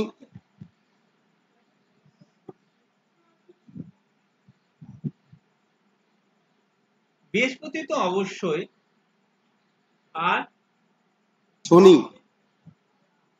রবি নয় কেন? রবি তো আত্মার কারক। হ্যাঁ, রবি নয় কেন? হ্যাঁ, রবিটা মিস হয়ে গেছে, রবি হতে পারে, আত্মা ছাড়া তো কিছুই হবে না। বৃহস্পতি, রবি, কেতু, দেখুন স্যাটার্নকে ন্যায়দাতা হিসাবে বলা হয়, তাই ধর্মের সাথে কানেক্ট করা হয় শনির সাথে, এটা সত্যি কথা। তো অনেক ক্ষেত্রে ডাইরেক্টলি শুনি, কিন্তু এই ক্ষেত্রে হয় না, মানে সে কর্মের রূপের স্বরূপই তাকে বিবেচিতটা বেশি করা হয়। মানে স্যাটার্নকে আমি অ্যাকসেপ্ট করছি না এটা বলছি না, বাট স্যাটার্ন ডাইরেক্ট মুখ্য ভূমিকা পুরোটাই নাই এটা বলছি না। মানে যেমন সান কিন্তু ডাইরেক্ট পূর্ণমাত্রায় ভূমিকা, বা জুপিটার বা কেতু এরা তিনটে পূর্ণমাত্রায় যেভাবে ভূমিকা নিতে পারে, স্যাটার্ন সেইভাবে পারে না, আমার মনে হয়। এটা পুরো পার্সোনাল ওপিনিয়ন। হ্যাঁ, তবে স্যাটার্নকে আমরা ধরি, বলতে পেরেছি? মানে কর্মযোগী টাইপ। হ্যাঁ হ্যাঁ হ্যাঁ হ্যাঁ হ্যাঁ, ঠিক আছে। তবে Brihaspati, Rabi, Ketu most important planet D20 চার্টে। এই তিনটে অবস্থান প্লেসমেন্ট আমাদের প্রত্যেককে দেখার কর্তব্য বা দরকার আছে, ঠিক আছে। এদের রাশিগত বৈশিষ্ট্য বা এরা যেমন পজিশনে থাকবে, তাহলে একজন ব্যক্তির আধ্যাত্মিকতা মার্ক তেমনই হবে। কিছু না দেখলে ওটা বোঝা যায় এই তিনটে গ্রহকে দেখে, ঠিক আছে। তবে চারটাকেই মনলেই দেখবো। এবার কিছু কথা বলি আপনাদের কাজে লাগবে। দেখুন, রবি হচ্ছে আত্মার কারক, তার মানে আপনি পূর্বজন্মের সাথে, যদি আত্মা তো বিনিষ্ট হয় না, তাই পূর্বজন্মের সাথে কোন রকম ভাবে এই জন্মের আধ্যাত্মিকতার কানেক্ট আছে কিনা, এটা সানকে দিয়ে আমরা আইডেন্টিফাই করে নিতে পারি ইজিলি। মনকে দিয়ে আপনার মনন কতটা কাজ করে ভক্তির প্রতি বা শ্রদ্ধার প্রতি, মানে কাউকে বিলিভ করার প্রতি, এটা কিন্তু চন্দ্র থেকে আমরা বিচার করতে পারি D20 চার্টে। মঙ্গলকে আপনি আপনার কি বলবো, নিজেকে মানে কোন ধর্মের জন্য তো আপনাকে যে কোনো ধর্মের জন্য আপনাকে তো একটা ক্ষমতাবান বা পাওয়ার থাকতে হবে লড়াই করার জন্য বা প্রোটেক্ট করার জন্য, তো সেটা কিন্তু মার্স দিয়ে থাকে। D20 চার্টে আমরা বিংশাংশ কুণ্ডলী থেকে, মার্সের প্লেসমেন্ট থেকে আমরা বুঝতে পারবো সে ব্যক্তি তার ধর্মের জন্য কতটা অ্যাগ্রেসিভ হতে পারে নেচারে, এটা আমরা D20 চার্টে মার্সকে দেখে ইজিলি আইডেন্টিফাই করতে পারবো। এছাড়া আমরা যদি মার্কারি দেখি, তাহলে আপনি আপনার কেমন মানুষের কাছে আপনার ধর্মকে উপস্থাপন করতে পারেন, আপনার রিলিজিয়াসকে আপনি যে গুরু বা ইষ্টদেবকে বিলিভ করেন তার কথা কতদূর পর্যন্ত ছড়াতে পারবেন বা পৌঁছাতে পারবেন, এটা মার্কারি একটা বোঝায়। আমি দেখেছি এই মার্কারি একটা মাধ্যম হয় একটা বিরাট বড় আপনার যে কোন দিক থেকে আপনি এটা বিস্তার ঘটাবেন। কারণ আমার চার্টে, আমার G20 চার্টে অষ্টমে বুধ আছে, তা আমি দেখেছি আমি কিন্তু ধর্ম কথা প্রচারের একটা বিরাট বড় মাধ্যম পেয়েছি অ্যাস্ট্রোলজিকে। ঠিক আছে, আমি কিন্তু ধর্মের কথা দেখবেন আপনাদের ক্লাসে আজকে G20 চার্ট পড়াচ্ছি বলে তা না, বহুবার ক্লাসে আমি ধর্মের কথা বলি। তা আমি আমার ক্ষেত্রে হিসাবে এবং মার্কারি যেটা দেখেছি, তা আপনার ধর্মের কথা বা আপনার গুরুর কথা আপনি কোন ওয়েতে ছড়াবেন এটা কিন্তু যেইভাবে থাকে সেখান থেকে এটা বিচার হয়ে থাকে। আমার ক্ষেত্রে এটা মিলেছে এই জিনিসটা যে আমি আমার 8 হাউসে মার্কারি আছে G20 চার্টে বিংশাংশ কুণ্ডলিতে। তা আমার একটা বিরাট বড় মাধ্যম হয়েছে জ্যোতিষ, যেখান থেকে আমি কিন্তু আমার গুরুর কথা বা ধর্মের কথা আপনাদের সামনে উপস্থাপন করি বা প্রচার করতে পারি। আপনারা আপনাদের দেখে নিতে পারেন এটা মিলিয়ে। স্যার আমার লগ্নে আছে, তাহলে তো আমি নিজেই স্যার নিজেই মানুষের কাছে মানে গিয়ে হচ্ছে করতে হবে স্যার। লগ্নে আছে, দ্যাট মিন্স হচ্ছে আপনি যেখানে যাবেন তখন আপনার কথাকে ভ্যারি করবে মানুষ ধর্মের কথাকে। মানে ধরুন সুপ্তে মণ্ডল আমার পাশে আছে, যদি ধর্মের কথা বলে তাহলে আমি শুনবো, উনি যদি ফোনে বলতে চায় আমি নাও শুনতে পারি। অ্যাট প্রেজেন্ট মানে লগ্ন মানে তনু, তনু অর্থাৎ দেহকে বোঝায়। ঠিক স্যার, মানে ঠিক, একদম রাইট আপনি স্যার। প্রেজেন্ট থাকবেন তবেই না আপনার কথা মানুষটা শুনবে, আপনার যদি তনুতে আছে, তাই না? যাই হোক আমাকে বলতে দিন। এরপর হচ্ছে জুপিটার। দেখুন জুপিটার তো আমরা জানি গুরুর কারক হিসাবে, তা জুপিটারের থেকে আপনি ধর্মের প্রতি কতটা সহৃদয় আছেন বা আপনার গুরু বিশ্বাস করেন কিনা বা আপনার নিজের ধর্মের প্রতি বিশ্বাসশীল আছে কতটা, এটা কিন্তু জুপিটারকে থেকে খুব বেশ ভালো আইডেন্টিফাই করা হয়। আমি দেখেছি যাদের চার্টে এখানে কিন্তু শত্রু মিত্র রাশিগুলোকে প্রাধান্য দেবেন। জুপিটার একটু হলো ডিস্টার্ব থাকে তাদের কিন্তু মাঝে মধ্যে কিন্তু ধর্মের থেকে ন্যাক ঘুরে যায়, মাঝে মধ্যে আমি দেখেছি, অনেক চার্টে দেখেছি, তার পরিপ্রেক্ষিতে আমি কথাটা ইউজ করছি আপনাদের সামনে। ঠিক আছে, আর ভেনাস হচ্ছে আপনার বুঝতেই পারছেন। দেখুন যদি শুক্রাচার্যের কথা বলা হয় কিন্তু তিনি কিন্তু বহুত জ্ঞানী মানুষ ছিলেন ধর্মের হিসাবে। ঠিক আছে, যাই হোক তার একটা দিক আলাদা ছিল হয়তো সেই কারণে আলাদা। তো শুক্র একটা মোস্ট ইম্পর্টেন্ট G20 চার্টে আপনাকে কিন্তু ডাইভার্ট করতে পারে।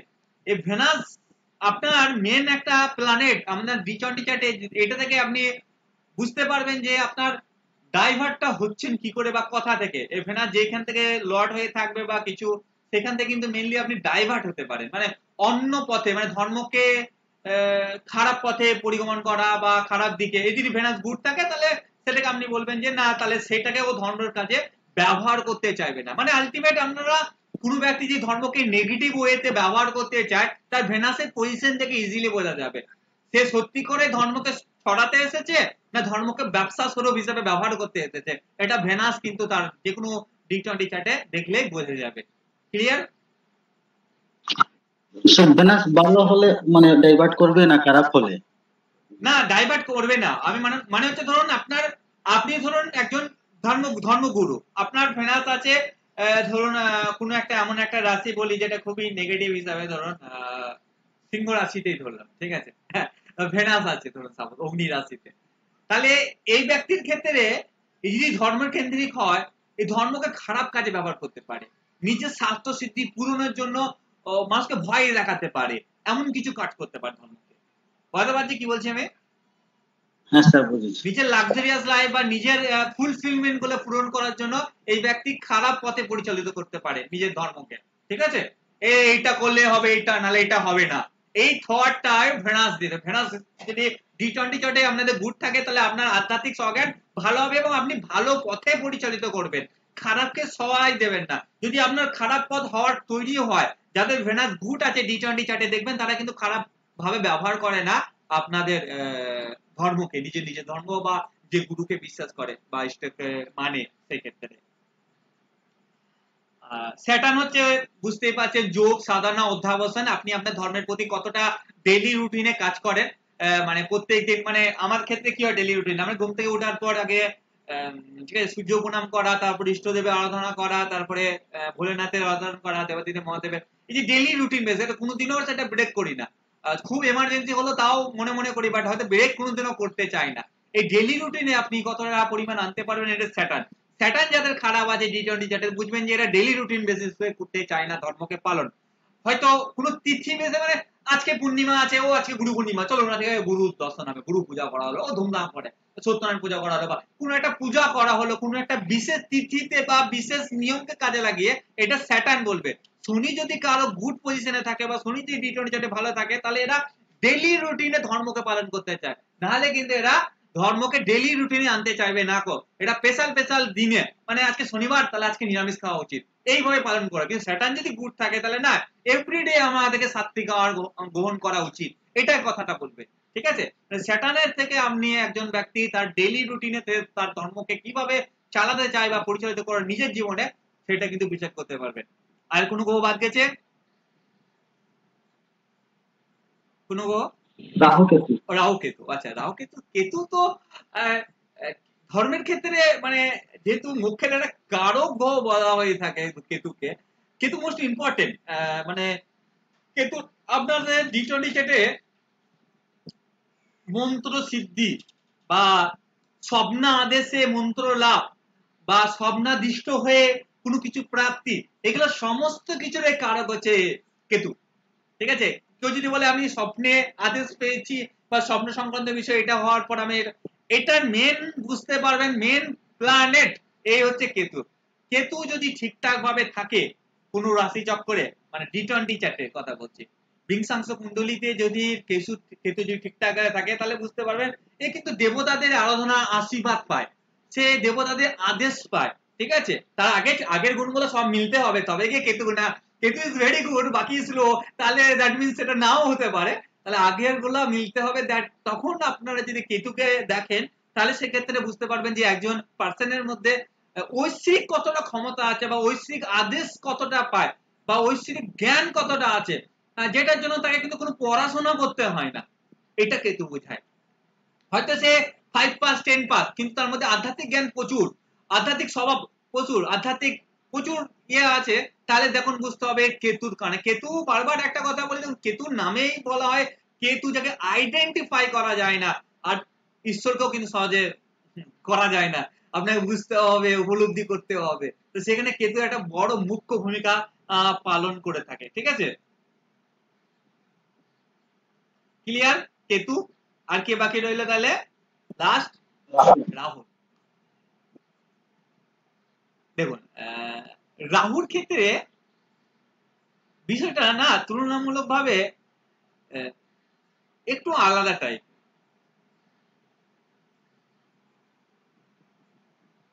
মানে যারা তামসিক আধ্যাত্মিকতাতে বিলিভ করে, যেমন কি বলতে পারি আমরা তন্ত্রবিদ্যার ক্ষেত্রে, ঠিক আছে, সেই সমস্ত ক্ষেত্রে এই রাহুর ভূমিকা বড্ড বেশি দেখা যায়।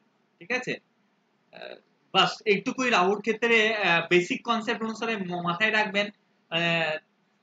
তামসিকের ক্ষেত্রে যদি কেউ কোনো ব্যক্তি যেতে চায় এবং তার রাহু যদি ব্যাড থাকে, তাহলে বলবেন যাওয়া উচিত না, তার কিন্তু হিতে ক্ষতি হতে পারে। ঠিক আছে, খারাপ হতে পারে। রাহু যদি গুড থাকে তাহলে যাওয়াটাও ঠিক হবে, না হলে না। কথা বললাম ক্লিয়ার? 9 প্ল্যানেট রেজাল্ট ক্লিয়ার সকলে? ঠিক আছে।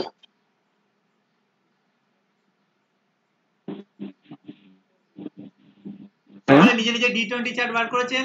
বলুন সুদীপ্ত। করেছি। হ্যাঁ আমি ব্যাক করছি স্যার, তো দেখলাম কি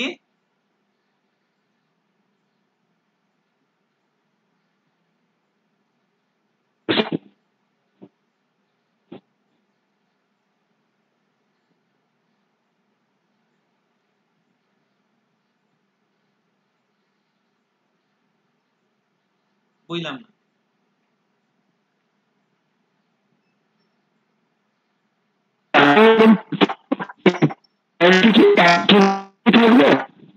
আজকে বাংলাদেশে নেটওয়ার্ক প্রবলেম হচ্ছে। হ্যাঁ, আমারটা শোনা যাচ্ছে না? আপনি তো মনে হয় চট্টগ্রামে আছেন না? হ্যাঁ স্যার। কোথায়? সীতাকুণ্ড। চট্টগ্রাম সীতাকুণ্ড। আচ্ছা, সুদীপ তো হচ্ছে খুলনা, আর এদিকে শিবুদারও আছে চট্টগ্রাম। শিবুদা চট্টগ্রাম। কি বলতে চাইলাম শুনতে পেলাম না, যাই হোক কিছু হয়তো কিছু বলতে চেয়েছে, আমি তো বুঝতে পারলাম। তাহলে একটা চার্ট নি, কার নেব? T20 chart. দাদা আমার চারটা নিন তো দাদা, ধার্মিক ব্যক্তি বার করুন। আমারটা এক্সাক্ট নিন টাইম তো দাদা। চাই, টি20 চার্ট বার করতে গেলে এক্সাক্ট টাইম চাই, টাইম গড়বড় হলে কিন্তু ভুল আসবে। ঠিক আছে, দিন, হ্যাঁ আমার হ্যাঁ, অসুবিধা নেই। 23-10-82, একটু ওপেন হতে দিন, একটু ওপেন হতে দিন। 23-10-82।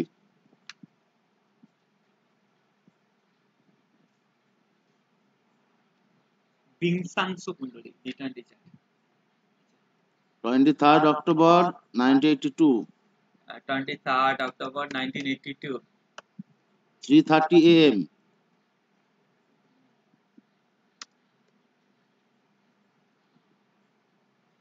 3:30 AM, কটার সময় জন্ম সময়? 3:30 AM, 3:30 place Palashi, PLASSEY। PLASSEY।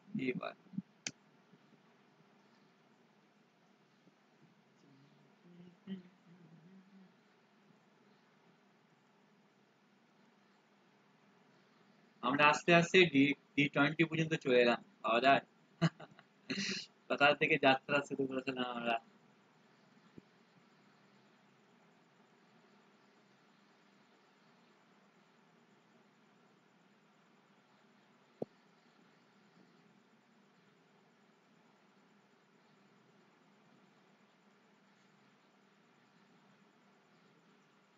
আচ্ছা,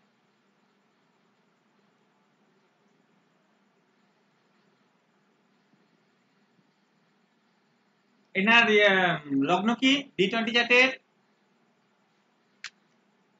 বৃশ্চিক। লগ্নপতি আছে কোথায়? নবমে আছে। গুড অথবা ব্যাড, কি বলবেন? হ্যাঁ, ধর্মের জন্য তো গুড, কিন্তু কি বলবেন? 9th হাউস থেকে কি বিষয় বলেছিলাম ভেবে দেখুন। তীর্থস্থান বারবার যাওয়া, গুরুগিরি করা, ঠিক আছে, প্রাদ্য ধর্মের কর্মকে নির্দেশ করে থাকে, তাই না? এখানে কিন্তু মঙ্গল বৃহস্পতি নিজভঙ্গ রাজ্য করেছে 9th-এ। এটা নির্দেশ করছে ইনি পূর্বজন্মের কর্মের কোনো একটা ভালো ধর্মের কিছু বহন করে নিয়ে এসেছে 9th হাউস বিচার সাপেক্ষে, ঠিক আছে? এটাই বোঝা যাচ্ছে পুরোপুরি, কারণ নিজভঙ্গ রাজ্য করেছে, কারণ মঙ্গল নিচস্থ হয়েছে, বৃহস্পতি উচ্চস্থ হয়েছে, এবং এটা ত্রিকোণে হয়েছে, এবং বৃহস্পতি নিজে ত্রিকোণের লর্ড হয়ে, মঙ্গল নিজে কেন্দ্রের লর্ড হয়ে, রবি নিজে কেন্দ্রপতি হয়ে ত্রিকোণে রয়েছে, তাই এটা নিজভঙ্গ রাজ্যকে। দেখুন, নিজভঙ্গ হওয়া জন্মছকে সোজা, নিজভঙ্গ রাজ্য হওয়া জন্মছকে কঠিন, এটা মনে রাখবেন। নিজভঙ্গ যে কোনো কারণে হতে পারে জন্মছকে, কিন্তু নিজভঙ্গ রাজ্য কিন্তু জন্মছক কিন্তু প্রোভাইড করে না সবসময়, এটা নিজভঙ্গ রাজ্য। তাহলে আমরা অনায়াসে এই ব্যক্তিকে বলতে পারি এটা কিন্তু এনার এই জন্মের কিন্তু ধার্মিক জ্ঞানের ইয়ে নয়, এটা কিন্তু তার প্রাদ্য ধার্মিক জ্ঞানের ইয়ে বহন করে নিয়ে আসছে, মানে অটোমেটিকলি এনার জীবনে ধর্ম সংক্রান্ত বিষয় এগালে উনি সাকসেসফুল ভাবে এগাতে শুরু করবে, অটোমেটিকলি, কোন রকম ভাবে প্রবলেম ছাড়া। এখানে আপাতত দৃষ্টিতে যেটুকু বিচার করছি তার পরিপ্রেক্ষিতে এটা বোঝাচ্ছে। ইয়েস আর নো? আমি কি করে প্রেডিক্ট করলাম এটা ক্লিয়ার সকলে? আগে ভাব সম্পর্কে আমি বলে দিয়েছি কিন্তু, হ্যাঁ, কারণ আপনি আধ্যাত্মিক জগতে কতটা সাকসেসফুল হবেন বা অর্জন করবেন, ঠিক আছে, সেটা নির্দেশ করে থাকে ফার্স্ট লর্ড, সেটা 9th-এ বসে আছে, ইটস গুড। ইনি যদি ধর্মকে প্রচার করবেন কোন মাধ্যম দিয়ে? দেখুন, মার্কারি কথায় আছে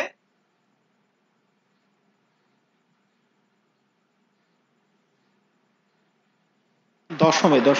তার মানে ইনি কর্মের মাধ্যমে, কর্ম, সোসাইটি, ঠিক আছে, সামাজিক কাজ, ঠিক আছে, এই সংক্রান্তের মধ্যে দিয়ে ইনি ধর্মকে তুলে ধরবেন, ঠিক আছে, নিজের তত্ত্ব বা কিছু, ওটা উনি যেটা বিশ্বাস করেন, মানে ধর্ম বলতে গেলে উনি যে এই ঈশ্বর তত্ত্ব বা এইটা যে তুলে ধরবেন সেটা কিন্তু না, উনি যেটা বিলিভ করেন তার পরিপ্রেক্ষিতে সেটা তুলে ধরবেন, কথাটা মানে হচ্ছে এটা ওনার চার্ট সাপেক্ষে যেহেতু দেখছি, মার্কারি যেহেতু আমাদের স্পিচ, এবার মার্কারি এখানে ভেরি গুড আছে না ব্যাড আছে না কি আছে, সেটার উপর ডিপেন্ড করবে সে কতটা তুলে ধরতে পারবে।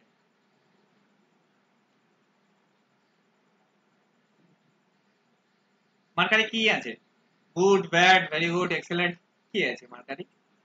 গুড আছে।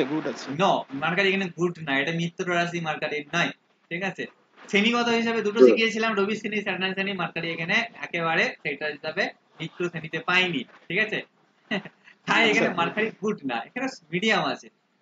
হেল্প করবে, হিউজ হেল্প করতে দেবে না, মিলিয়ে নেবেন, ঠিক আছে? মানে ধর্মের প্রচারের ক্ষেত্রে হেল্প করবে, অনেক মানুষকে সমাগে করবে, কিন্তু হিউজ জিনিসটা আসতে দেবে না, আমি চ্যালেঞ্জ দিয়ে বলতে পারি। এখানে মার্কারি এখানে সুইটেবল করে না নিজের রাশি হিসাবে, ঠিক আছে? ভেনাস কি করে আমাদের? একটু কি তো বললাম, ভুলে গেলেন সব? তাহলে বিচার করবেন কি করে? ডাইভার্ট করবেন কিনা সেটা দেখুন। ভেনাস এখানে যে রাশিতে আছে সেটা নিজের রাশি, তবে এটা 7th হাউসে আছে, যেটা স্যাটার্নকে নিয়ে।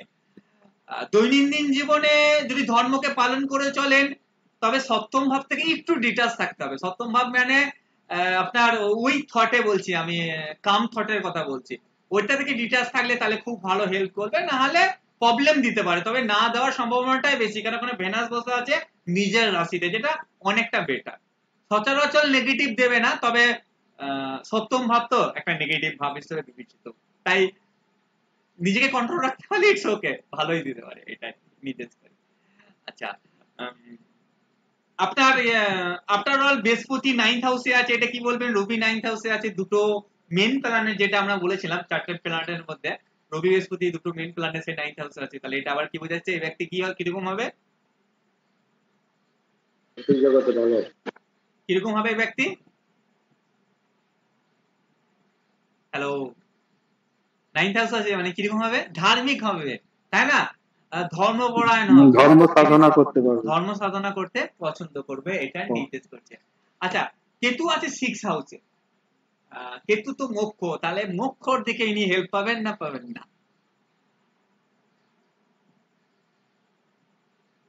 পাবেন না পাবেন? বাধা পাবে, বাধা পাবে, কারণ 6th হাউস আমাদের অবস্টাকেল দেয়, আমরা একটু আগেই বলেছি, উনি বাধা পাবেন। যাই হোক, কোনো কারণ হোক বা কিছু হোক, সেটা তার ব্যক্তিগত হতেও পারে, তবে কেতু এখানে অবস্টাকেল সৃষ্টি করবে।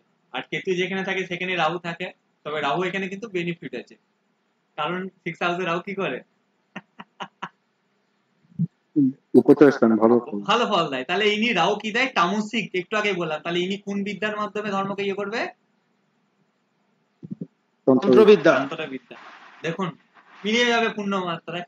চন্দ্র ওইখানেই বসে আছে, তাহলে তন্ত্রবিদ্যাটাও তার মনের মতো কম বেশি চলবে বা ক্লিয়ার? সকলে কত সুন্দরভাবে বিচার করলাম, এবং সামনে যে ব্যক্তি যেটার সাথে জড়িত সেটাই আলটিমেট ফুটেও উঠলো অটোমেটিকলি। বোঝা গেছে সকলে? বোঝা গেছে? আরেকটা হরস্কোপ কেউ দিন, আরেকটা হরস্কোপ কেউ দিন, তারপরে আমরা 40 খানা যেটা লিখলাম সেটা নিয়ে পড়বো একবার। স্যার আমারটা দেখতে পারেন। আরে না শিবদা, বলুন। শিবদা তো ধার্মিক ব্যক্তি, বলুন। সেটা বলুন। না না, ওই 2/11/84। 2/11/1984। আচ্ছা, টাইম বলুন। 18:30 18:30 চিটাগং। তাহলে এটা বাংলাদেশ করি আগে। সম্মুখ কথা বলছে? হ্যাঁ কি বলছি, সম্মুখ কথা বলছে? কথা এখনো বলছে না, একটু একটু আর কি আউ করে আর কি, বাবা বলছে না?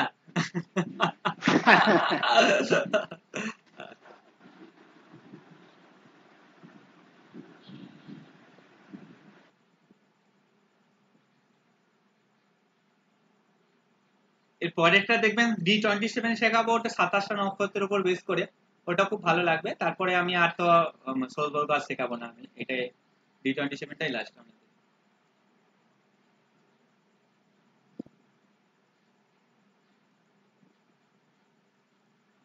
লগ্নপতি আছে কোথায়?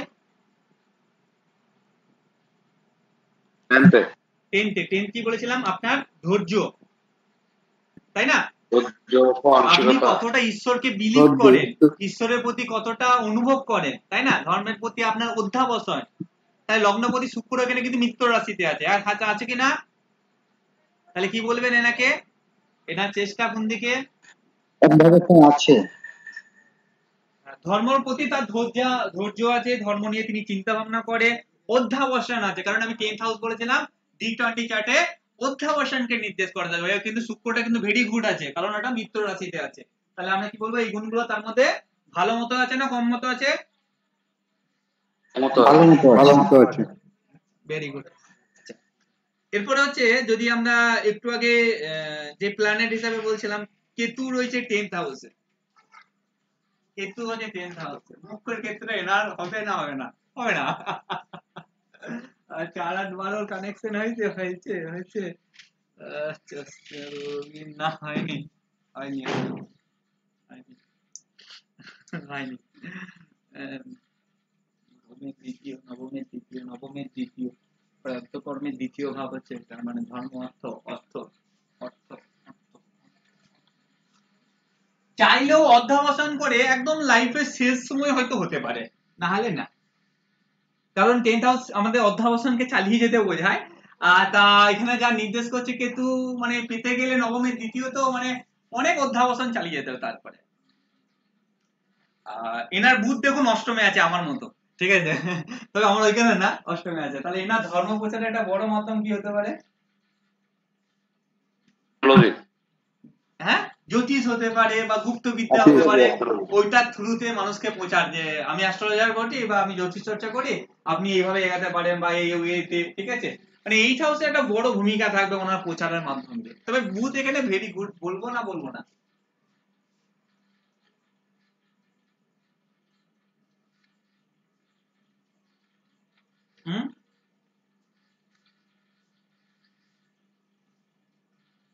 বলুন বলুন, ট্রাই করুন, আছি তো। বুধকে ভালো বলবো না খারাপ বলবো? বলুন। না ভালো না, ভালো না। না, বুধ এক্সেলেন্ট আছে, সেকেন্ড লর্ড বুধ অষ্টমে গেছে এবং বৃহস্পতির সাথে হাউস এক্সচেঞ্জ করেছে, রাশি পরিবর্তন করেছে। বুধ এখানে এক্সেলেন্ট আছে, গুড না এক্সেলেন্ট আছে।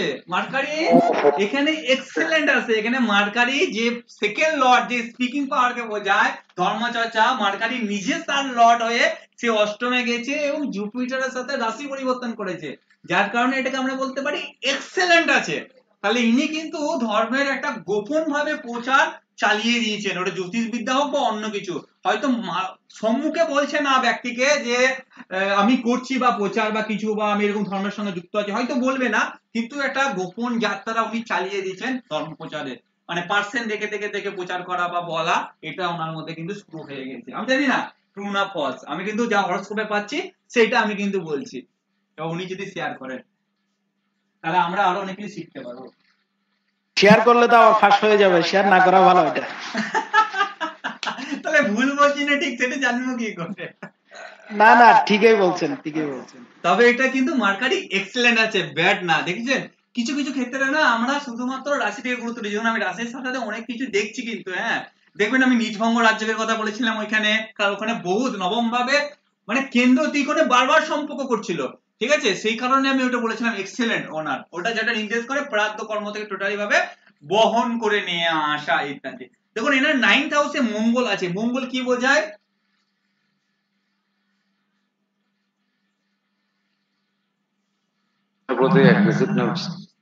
ধর্মের প্রতি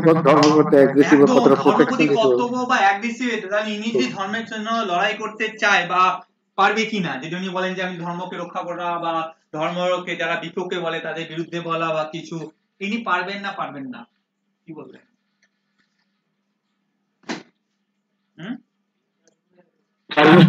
পারবে অনেক কটা। দেখুন মঙ্গল বলি, ঠিক আছে, শুক্র ভালো, বৃহস্পতি বুধ তো চেঞ্জ করে ভালো, ঠিক আছে, এই অনেক অনেক কটা ভালো ভালো আছে। সর্বোপরি আমার ভালো লেগেছে D20 চার্টে লগ্নে চন্দ্র থাকা ভালো। এটা খারাপ হোক ভালো, কারণ চন্দ্র কি দেয় আমাদের বলেছিলাম মনে,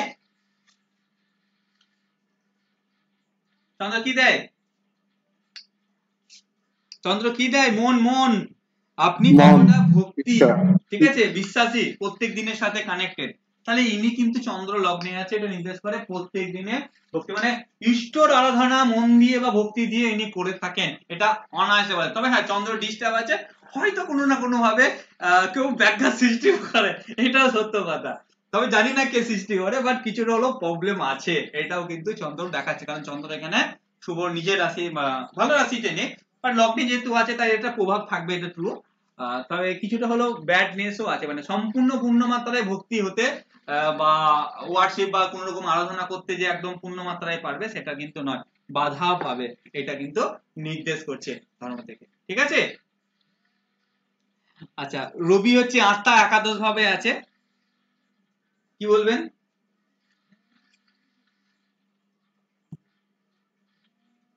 মিত্র রাশিতে আছে, কি বলবেন? রবি ভালো ভালো ভালো একাদশ ভাব এবং রবি মিত্র রাশিতে আছে, অনেক কটা গ্রহ ভালো আছে, অনেক কটা ভালো। জন্ম চারটা D20 চারটা ভালো। নবম ভাব থেকে কি বলতে পারেন, ইনি মহারাজা হতে পারবেন? আমি আনসারটা বলেছিলাম, ভেবে দেখুন, একটু ভাবুন।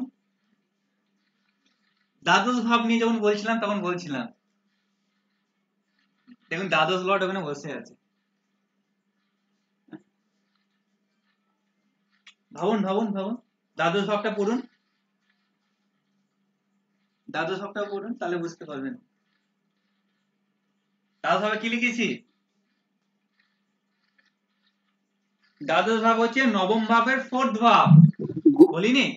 যেটা গুরুর আশ্রম, ঠিক আছে, গুরু শিষ্যের ব্যাপার, সেটার সাথে তার যেটা দ্বাদশপতি নবমে তুঙ্গ হয়ে রয়েছে, তাহলে কিন্তু এনে কিন্তু কোনো আশ্রমে গুরু বা কোনো মহারাজা হতে পারেন, সম্ভাবনা আছে। ঠিক আছে, বাস্তবে এখনো হয়নি, বাট যদি সম্ভাবনা আছে সেই কথাটা বলতে পারি। আর গুরু শিষ্যের সাথে এরকম কানেক্ট থাকবে, এটা সম্ভাবনা ছিল, কিন্তু মা দেয়নি। আমার ওই যিনি গুরু ছিলেন আর কি, আচ্ছা, হ্যাঁ, উনি আমার জন্মের পরে আমাকে ওখানে নিয়ে যেতে চেয়েছিলেন একেবারে। না, আবার নিয়ে আসবে, চিন্তা নাই। দ্বাদশপতি আপনার চার্ট দেখার আগে তো ধরুন আমরা রুলস গুলা, নিয়ম গুলা তো আগে লিখে নিয়েছি, তাই না? ওই নিয়মে আমি তখনই বলে দিয়েছি যে এইরকম ব্যাপার। ঠিক আছে, তাহলে আমরা খুব অনায়াসে একটা চার্ট দেখে কার কিরকম ধারণা বা থট ধর্মের প্রতি বা ধর্মের ইয়ের প্রতি, সেটা আমরা খুব সহজে বলছি, এবং সেটা বাস্তবে দেখুন তার সাথে পূর্ণ মাত্রায় মিলছে। ঠিক আছে, সেটা সেম রুলসই খাটছে। এবার চলে আসি আমরা যে দেবতী দৈত্যগুলোর কথা বললাম সেটার সঙ্গে। জলটা খেয়ে নিই।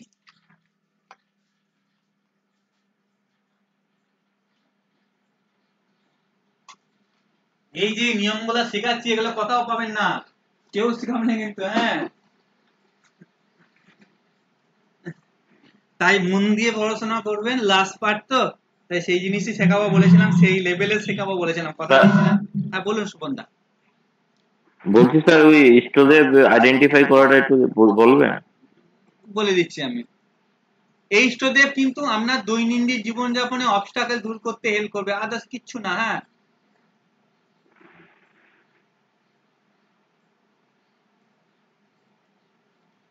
এনার পঞ্চম প্রতীক কে? বুধ। বুধ, ঠিক আছে।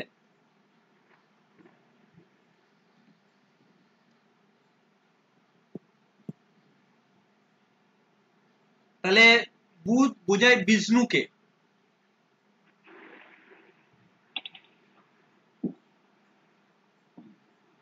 বুধ বোঝায় যারা অবতার হয়ে জন্মগ্রহণ করেছেন, ঠিক আছে, তাদেরকে। তাহলে এই ব্যক্তি যদি সেই সংক্রান্ত আরাধনা করেন, তাদের যেমন শ্রীরামের কথা বলতে পারি, শ্রীকৃষ্ণের কথা বলতে পারি, ঠিক আছে, যারা অবতার, পরশুরামের কথা বলতে পারি, যারা অবতার হয়ে জন্মগ্রহণ করেছেন, ঠিক আছে, তাদের উপাসনা করলে এই ব্যক্তি তার নিজের লাইফে অবস্ট্রাগল গুলো দূর হবে। সবাইকে না, যাদের প্রবলেম আছে তাদের ক্ষেত্রে এটা কমন বিচার বলতে পারলাম সুপনদা। এবার এই যে জ্ঞানটা, এই যে প্রত্যেকটা গ্রহ কার সাথে কানে, এই যে জ্ঞানটা, এইটার জন্য কিন্তু পড়াশোনা করতে হবে। হ্যাঁ, তবে এইটুকু যদি কেউ না বুঝেন, বুধ হচ্ছে গণেশ দেবতাকে বোঝায়, গণেশ দেবতা উপাসনা করলেও হবে, হ্যাঁ হবে, কিন্তু তার থেকেও বেশি এইটা যেটা আমি বললাম, মানে বুধ কিন্তু অবতারদেরকে বোঝায়, ঠিক আছে, মানে একটার পরে একটা লর্ড বিষ্ণু, সেটা কিন্তু বেশি ফলবর্ধ হয়। শুক্র কি হবে?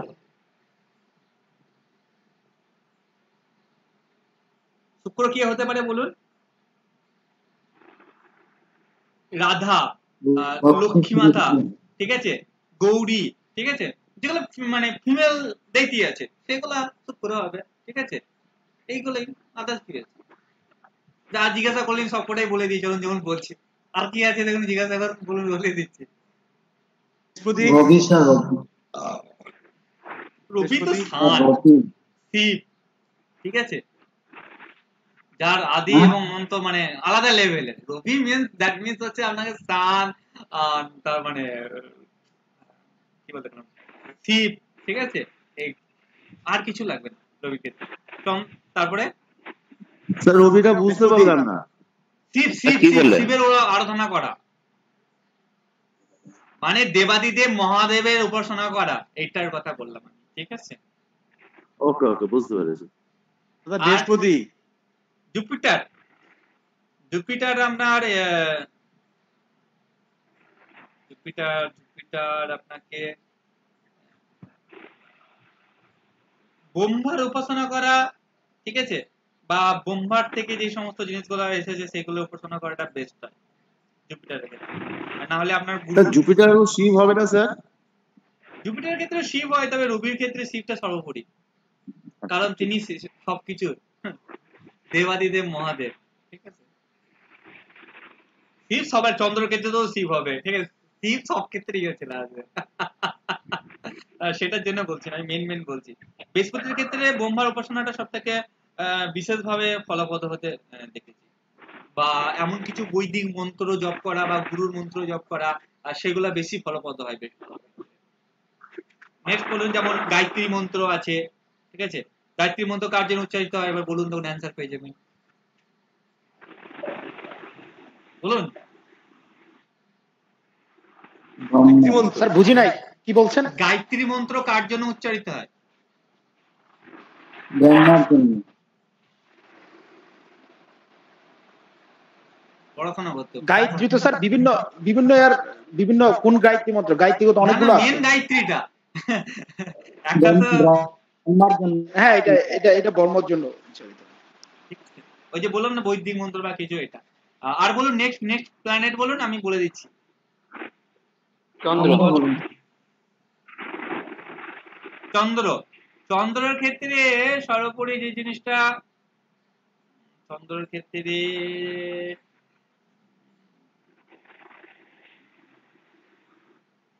চন্দ্রের ক্ষেত্রে তো দাঁড়ান আমি একদম বলে দিচ্ছি। চন্দ্রের ক্ষেত্রে পার্বতীর উপাসনা করা, গৌরীর উপাসনা করা ভালো হতো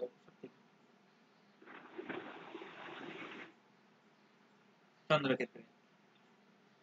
মঙ্গল,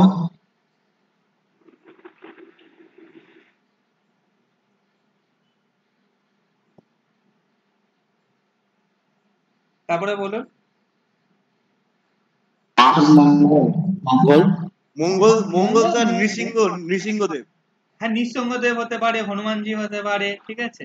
বজরং বলে, হ্যাঁ হ্যাঁ, নৃসিংহটাই বেশি বলা হয়ে থাকে, কারণ সেটার বেশি হনুমানজির উপাসনা করা হবে, তবে নৃসিংহের উপাসনাটাও বেস্ট হবে। নেক্সট বলুন, আরেকটা বলুন। হ্যাঁ, এইটা বলুন তো কি হবে?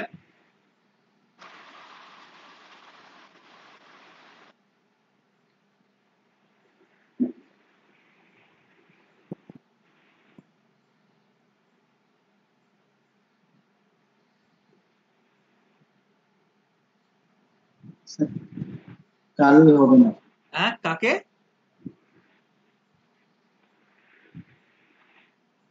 কালই হবে কি না, শিব হতে পারে বা হনুমান হতে পারে। হনুমান দক্ষিণাকালী, দক্ষিণাকালী হওয়ার সম্ভাবনা বেশি। দক্ষিণাকালী, না, সেটা তো ইষ্ট দেবী হিসাবে চলে গেল, সেটা তো বলছি না। ও আচ্ছা,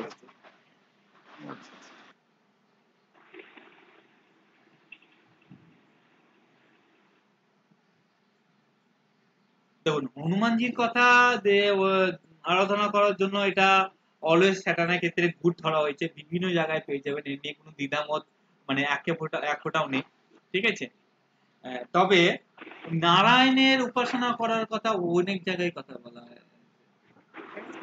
নারায়ণের কথা দেখবেন পাবেন,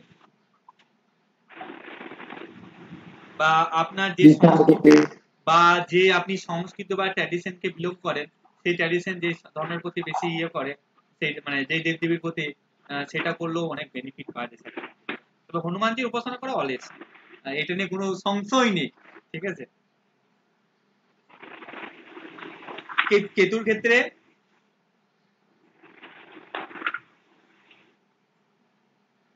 কেতু কি পঞ্চম পঁচিশ কিভাবে হবে? ও sorry, extremely sorry. Ketu Ketu তো পঞ্চমপতি কেউ নাই। দেখতো না, আমি 9টা গ্রহ বলতে বলতে বলেছি। তাও কেতুর থেকেও কোনো গ্রহ তো বিচার করা হয় থাকে, যাই হোক ultimate। তাহলে ক্লিয়ার সকলে? মোটামুটি এইভাবে আইডেন্টিফাই করা। আর যেটা মার্কেটে প্রচলিত, যেমন বুধ মানে গণেশজির উপাসনা, মঙ্গল মানে হচ্ছে হনুমানজির উপাসনা করা, বৃহস্পতি মানে হচ্ছে গুরুর উপাসনা করা, চন্দ্র মানে চন্দ্রদেবের, এটা মার্কেটে যেটা চলে সেটা আলাদা। আর যেটা আমি আজকে বললাম সেটা D20 চার্টের উপর বেস করে আপনারা বলতে পারেন। তাহলে এনাকে আমি বলবো যে মানে যেহেতু লগ্নপতি শুক্র এবং পঞ্চমপতি বুধ এবং অবতারদের কথা বিলিভ করা, তাই ইনি কৃষ্ণ যদি প্রেমী হয় তাহলে ভালো হবে, কারণ কৃষ্ণর সাথে শুক্রের একটা কানেক্ট আছে। আর পঞ্চমপতি যেহেতু বুধ অবতারকে বোঝাচ্ছে, তাই কৃষ্ণ ঠাকুর উপাসনা করা এনার জন্য ভুল হবে। এটা আমার বক্তব্য হবে এই চারটা থেকে। শুক্রের জন্য কি লক্ষ্মী হবে স্যার? হ্যাঁ নিশ্চয়ই হবে, কেন হবে না? আমি তো বললাম তো শুক্র না, আমি এখানে লগ্নটার সাথে যেহেতু রাধার সাথেও শুক্র কানেক্ট করা হয় থাকে, ঠিক আছে? সেই কারণে আমি শুক্রকে প্রেমের হিসাবে এবং পঞ্চমে অবতার হিসাবে লর্ড কৃষ্ণাকেও পাই, তাই সেই জন্য আমি বললাম যে লর্ড কৃষ্ণাটা বেশি বেনিফিট হবে, ঠিক আছে? আদার্স কিছু। তাহলে স্যার একটা প্রশ্ন লাস্ট, মানে ধরুন লগ্নপতি শনি আর পঞ্চমপতি শুক্র, তাহলে কি লক্ষ্মীনারায়ণের পূজা করা যাবে? বাহ, ভেরি গুড, একদম ঠিক, একদম ঠিক, একেবারে ঠিক, এই নিয়ে কোনো সংশয়ই নেই, একদম ঠিক বলেছেন। এই তো সুপনদা এবার কিন্তু ফাটাফাটি পড়াশোনা এক্সেলেন্ট হয়ে গেছে সুপনদা। আর সেই সুপনদা নয়, ভিজিট কত নিচ্ছেন এখন? স্যার সময় নেই। না না, মানে এখন আমি দেখেছি, এর আগেও বলেছে, সুপনদা সেই সুপনদার নাই, সুপনদার এখন পড়াশোনা মান অনেক উন্নত হয়ে গেছে। ভালো দেখে ভালো লাগে। স্যার ওই মহারাজ হওয়ার যোগটা কি বলছিলেন যে তখন ছিলাম না তো একটু। এই যা ক্লাস মিস করে দিয়েছেন, তার কিছু করার নাই। আসলে দ্বাদশ ভাব থেকে আমরা গুরুর আশ্রম, মানে আশ্রমে গুরু হওয়া বা গুরু শিষ্যের সাথে বিশাল একটা বড় সম্পর্ক তৈরি হওয়া, এগুলো দ্বাদশ ভাব থেকে বিচার হয়। সেটা নবম ভাবের 4th হাউস বলে, সেই দ্বাদশ প্রতি আমরা নবমে উচ্চস্থ হয়েছিল, এই জন্যই বললাম, ঠিক আছে? ওই রুলস গুলো আগে। আচ্ছা আচ্ছা, এখনো সম্ভাবনা আছে নাকি পুরোটাই? হয়ে যান। আপনার প্রতি কান্না করতেছে শুনে। তখন বলে শিবু মহারাজের সঙ্গে দেখা করতে এসেছি, বলে কে? বলে আমি ইন্ডিয়া থেকে এসেছি, ঠিক আছে? বলছে আপনার বদি শুনে কান্না করতেছে। তাহলে বলেন না, মিউট করে দিন। আসলে একটা রাশিতে 4টে গ্রহ চলে গেলে D20 চার্টে সন্ন্যাস যোগ সৃষ্টি করে। হ্যাঁ, এটা অনেক ক্ষেত্রে দেখা যায়। তা আপনার দেখলাম না সেই জিনিসটা, ঠিক আছে? সন্ন্যাস তো আপনি নন আপাতত, যাই না। 3টে গ্রহ আছে, আর একটা যদি কাউকে ঠেলে ঠেলে ঢুকানো যায় তাহলে হয়তো হতে পারে। একটা রাশিতে 4টে গ্রহ গেলে সন্ন্যাস যোগ সৃষ্টি করে, ঠিক আছে? ভাগ্য ভালো আমাদের। ভাগ্য আমার চার্টের মধ্যে আছে। বলছি আর বিয়ে শাদী করো না তাহলে। এখন কপালে যদি ভগবান তাই লিখে পাঠায় তাহলে আর কি করা যাবে? না না, সত্যি আমি D20 চার্টে 4টে আছে দেখেছি, যে সন্ন্যাস যোগ সৃষ্টি করে। উনি বলছেন না যেহেতু, তাহলে আমার উনি আপাতত যেহেতু বিয়েও করেননি, তাও আমার উচ্চস্থ রবি আছে ওখানের মধ্যে, 4খানা আছে একসাথে। বাবা, তাহলে রাজদিবা, তাহলে ওনার নাম হবে রাজদিবানন্দ ব্রহ্মচারী। না আমার চারটার জন্য কিরকম টাইপের আর কি আমি নিজেও জানি না। ভালো, D20 চার্টে 4টে গ্রহ আছে, মানে ওটা সন্ন্যাস যোগ সৃষ্টি করেছে। হ্যাঁ, ওই আর কি 4টে গ্রহ বলতে যে কোনো 4টে গ্রহ? হ্যাঁ, যে কোনো 4টে গ্রহ। না না, শিবুদার চার্টে যেরকম বিশ্বলগ্ন, আমারও বিশ্বলগ্ন, কিন্তু ওই দ্বাদশে হলো মঙ্গল, তারপরে হলো রবি আর বুধ আর বৃহস্পতি, এই 3টা গ্রহ। হয়ে গেছে। এই শোনো, একটা আশ্রমে যুক্ত হও, বুঝলে তো? দিয়ে একটা ভালো নাম দাও না, ও আরামসে হয়ে যাবে, চিন্তা নাই। কিন্তু ষষ্ঠে আবার শুক্র আছে নিজের ঘরে, ওইটা একটু বাধা দিচ্ছে, আর কিছু না, বাদ বাকি ঠিকঠাক আছে, পারলে চাইলে হবে। সপ্তমে কেতু আর রাহু। সুবন্ধা কি বলছো? বলছি এই মানে এই 4টা গ্রহের ক্ষেত্রে কি রাহু কেতু কাউন্ট হবে? হ্যাঁ, রাহু কেতু কাউন্ট।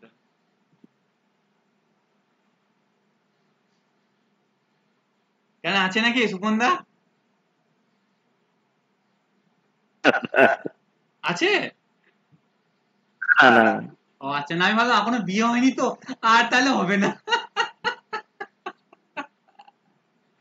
ঠিক আছে, বিয়ে যেহেতু হয়নি আর হলো না, রাজনীতি যেহেতু হচ্ছে না, আমি বুঝতে পারছি রাজনীতি আজকে অ্যান্সারটা শুনে কেন হচ্ছে না। ঠিক আছে,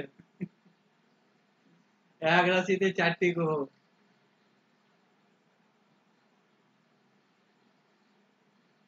সন্ন্যাস যোগ সৃষ্টি করেছে, সন্ন্যাস যোগ। আর এই সন্ন্যাস চতুর্থে যোগের শনি এটার আছে। সাথে যদি কোনোভাবে দশম ভাবের কানেকশন হয় তাহলে তো হয়ে গেল বিয়ে হওয়া, মানে সরি সন্ন্যাস হওয়াটা কনফার্ম বেড়ে যায়। কারণ দশম ভাব আমাদের কি দেয়?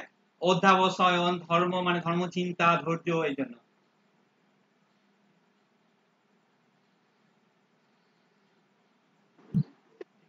চতুর্থে শনি আছে। মানে শিবুদার মতনই প্রায় প্রায়, তাই তো? শিবুদার অনেক গ্রহ আছে। স্যার এই এই আমার চতুর্থে যে শনি ছিল, শনি আছে, এটা নিয়ে তো কিছু বলেননি। জিজ্ঞাসা করুন, ওরাই বলে দেবে। শনি কি বোঝায় বলুন তো, ওরাই বলে দেবে। এখন জিজ্ঞাসা করুন, যারা ক্লাসে ছিল বলে দেবে। সুপন্দা বলুন, সুপন্দা। বেঁচে বেঁচে বেঁচে জিজ্ঞাসা করছে।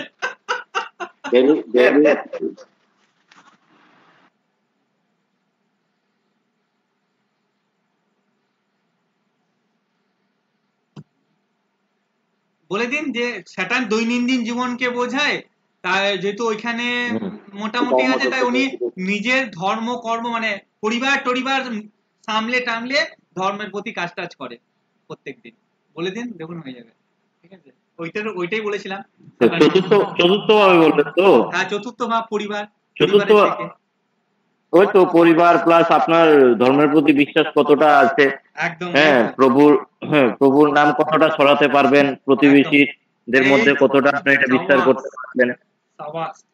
মানে পরিবার আশেপাশে এগুলোর নিয়ে আপনি দৈনন্দিন জীবনে চলতে পারবেন ধর্মকে, এটা বোঝাচ্ছে।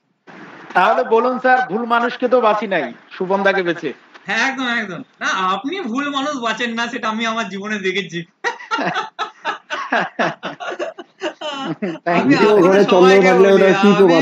শিবুদার কথাটা এখনো সকলকে বলি যে শিবুদা ভুল মানুষ বাঁচেননি। ঠিক আছে, আজকে টোটাল বাংলাদেশ থেকে যত স্টুডেন্ট পড়তে পায়, যারা একটা বড় কারণ হচ্ছে শিবুদা। আমাকে উনি ছাড়তেই চাননি প্রথমে, বুঝলে। আচ্ছা ঠিক আছে, আমার তাহলে শেখা হলো না। আমার এটা খুব খারাপ লেগেছিল, টাকার জন্য কেউ শিখতে পারবে না বলছে, টাকায় কি সব। না না, শিবুদাকে ভর্তি লিখলি, টাকা দেবে আর না দেবে, টাকা দেবে কি, টাকা আসছে ওইখান থেকে শিবুদার জন্য। শিবুদা অনেক, আমি এখনো অনেক জনকে বলি শিবুদার কথা। দ্বিতীয় চন্দ্র থাকলে ওটা কি প্রভাব দিবে? মানে ভালো পরিবার কুটুমদের থেকে ভালো ইয়ে পাবো? পুরো ভিডিওটা না শুনলে বোঝাতে পারবো না। ঠিক আছে, পুরো ভিডিওটা শুনবেন, তখন পাবে, তখন দেখে নেবেন। আচ্ছা, এবার আমরা তাহলে দেবতা নিয়ে আসি। দেবতা নিয়ে আসতে গেলে আমাকে ডিগ্রি গুলাতে লাগবে।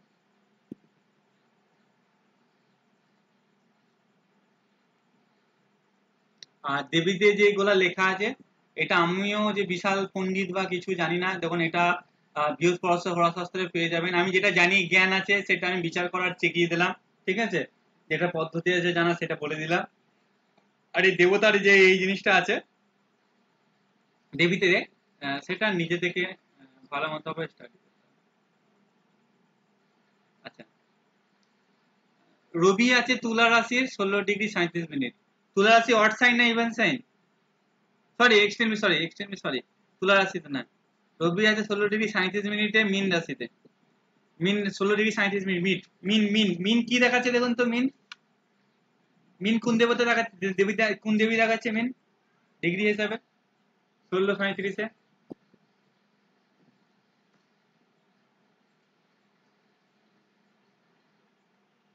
কি স্যার, এটা চুচু খান আর কি বলেন? মিন কি রাশি, অড সাইন না ইভেন সাইন? আগে বলুন, মিন কি রাশি, অড না ইভেন? ইভেন সাইন হচ্ছে মিন। ঠিক আছে, এবার হচ্ছে 16°37'এ কোন দেবী পড়ছে? চুচুকা। 16°37'। চুচুকা সম্পর্কে কে জানে, একটু বলুন তো। জানি না স্যার, চিনি তো। আজকে শুনলাম প্রথম নাম। আমি একটা নোট প্রোভাইড করে দেবো, সেটা আমি বলে দিচ্ছি। দেখুন, আমিও জানি না, তবে ওখান থেকে বলছি। ওখানে লেখা আছে মাতৃভক্তি, ঠিক আছে, আন্তরিক আনন্দ, এইগুলি মানে এই দেবীর মাধ্যমে যদি কারো পরে রবি, তাহলে সেই ব্যক্তি মায়ের প্রতি শ্রদ্ধাশীল ভক্তি হয় এবং সবসময় হ্যাপিনেস ভালোবাসা নিয়ে ভগবানকে বিশ্বাস করে এবং তার কাজ করে থাকে, এরকম লেখা আছে চুচুকাতে। ঠিক আছে, আমি একটা নোট প্রোভাইড করবো, ঠিক আছে, সেই নোটটা ইংলিশে নোট, ঠিক আছে, আমি একজনের কাছ থেকে পেয়েছি সেটা থেকে, কারণ এটা আমি বৃহৎ হরশাস্ত্রে পেয়ে যাবেন, ঠিক আছে, আমার কাছে বইটা নেই বলে আমি কালেক্ট করেছি। আর কি নাম কি ছিল যে ভুলে গেলাম, আমাদের জনার্দন দা চুচুকা দেবীদের কিছু জানেন আপনি? না স্যার, এই মুহূর্তে জানা নেই। ঠিক আছে, তবে পিডিএফ পেয়ে যাবেন, অসুবিধা নেই, ওটা আমি আজকে প্রোভাইড করে দেবো। ঠিক আছে, রবি গেল, রবির পর কোন গ্রহ দেখতে বলেছিলাম, সরি বৃহস্পতি কোথায় আছে? 15°26 কোথায় আছে? 3 নম্বর সাইন কি অড না ইভেন?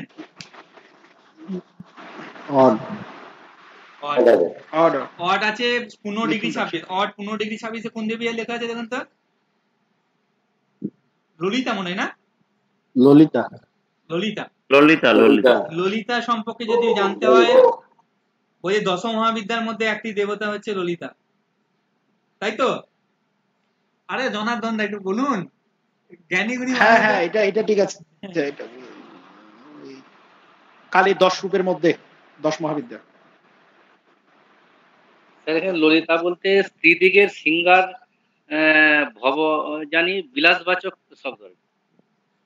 এখানে লেখা আছে যে আর্ট অ্যান্ড কালচারকে বোঝায়, ঠিক আছে, মানে তার কিছু বৈশিষ্ট্য বা গুণের মাধ্যমে সেই ব্যক্তি তার ধর্মকে তুলে ধরতে পারে, মানে তার কিছু এমন বৈশিষ্ট্য বা গুণের মাধ্যমে সে তার ধর্মকে তুলে ধরতে পারে, এরকম একটা লেখা রয়েছে, ঠিক আছে, মানে ওনার মধ্যে হয়তো কোনো গান বাজনা এমন কিছু আছে যেটার মাধ্যমে তার মধ্যে আরে ব্যক্তি দেখি তখন বলে যে ধর্ম চর্চা করে, এইটার মাধ্যম দিয়ে সে বিকশিত হবে, এরকম লেখা আছে, ঠিক আছে। নেক্সট হচ্ছে রবি বৃহস্পতি গেল, তারপরে কি আছে? শনি আর কেতু আছে 3°56 কোথাতে আছে? 11 নম্বর ঘর কি অড না ইভেন? অডে 356 কে পড়ছে দেখুন তো? গৌরী মনে হয় না? জয়া মানে বিজয়ী, যেটা বোঝায়, হ্যাঁ, এটা নারায়ণ, এটা ভালো। এটা থাকলে একজন ব্যক্তি ধর্মের প্রতি এককেন্দ্রিক ভাবে লেগে থাকে, মানে ধর্মকে চর্চা করে, খুব মানে ছাড়তে চায় না নিজের ধর্ম বা যে কোনো ধর্মের প্রতি সহৃদয় হয়, এটা আলটিমেট জয় লাভ করে এই লেগে থেকে, এটা বোঝায় জয়া, ঠিক আছে এটা। আর লাস্ট রয়েছে শনি পেয়েছে 24-22, শনি আছে কোথায়? শনি আছে 5 নম্বর সাইনে। 5 নম্বর সাইন অড না ইভেন? অডে পেয়েছে শনি 24°22, 24°22 কি আছে দেখুন তো? ভবানী না? 24 না ভরদা এই ভরদা সম্পর্কে কিছু বলবেন? বর দান করেন যিনি, জানা নেই স্যার, বর দান করেন যিনি।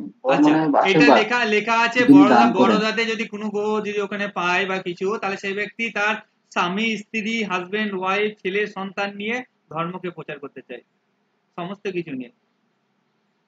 মানে এখানে বর মিন্স হাজবেন্ড কথাটাই মানে উল্লেখ করে বলা হয়েছে যে এটা যদি আসে তাহলে এটা নির্দেশ করবে সেই ব্যক্তি তার সন্তান আদি সমস্ত কিছু নিয়ে মানে ধর্ম প্রচার করা বা ধর্ম আচরণ করবে, মানে তার সকলকে নিয়ে,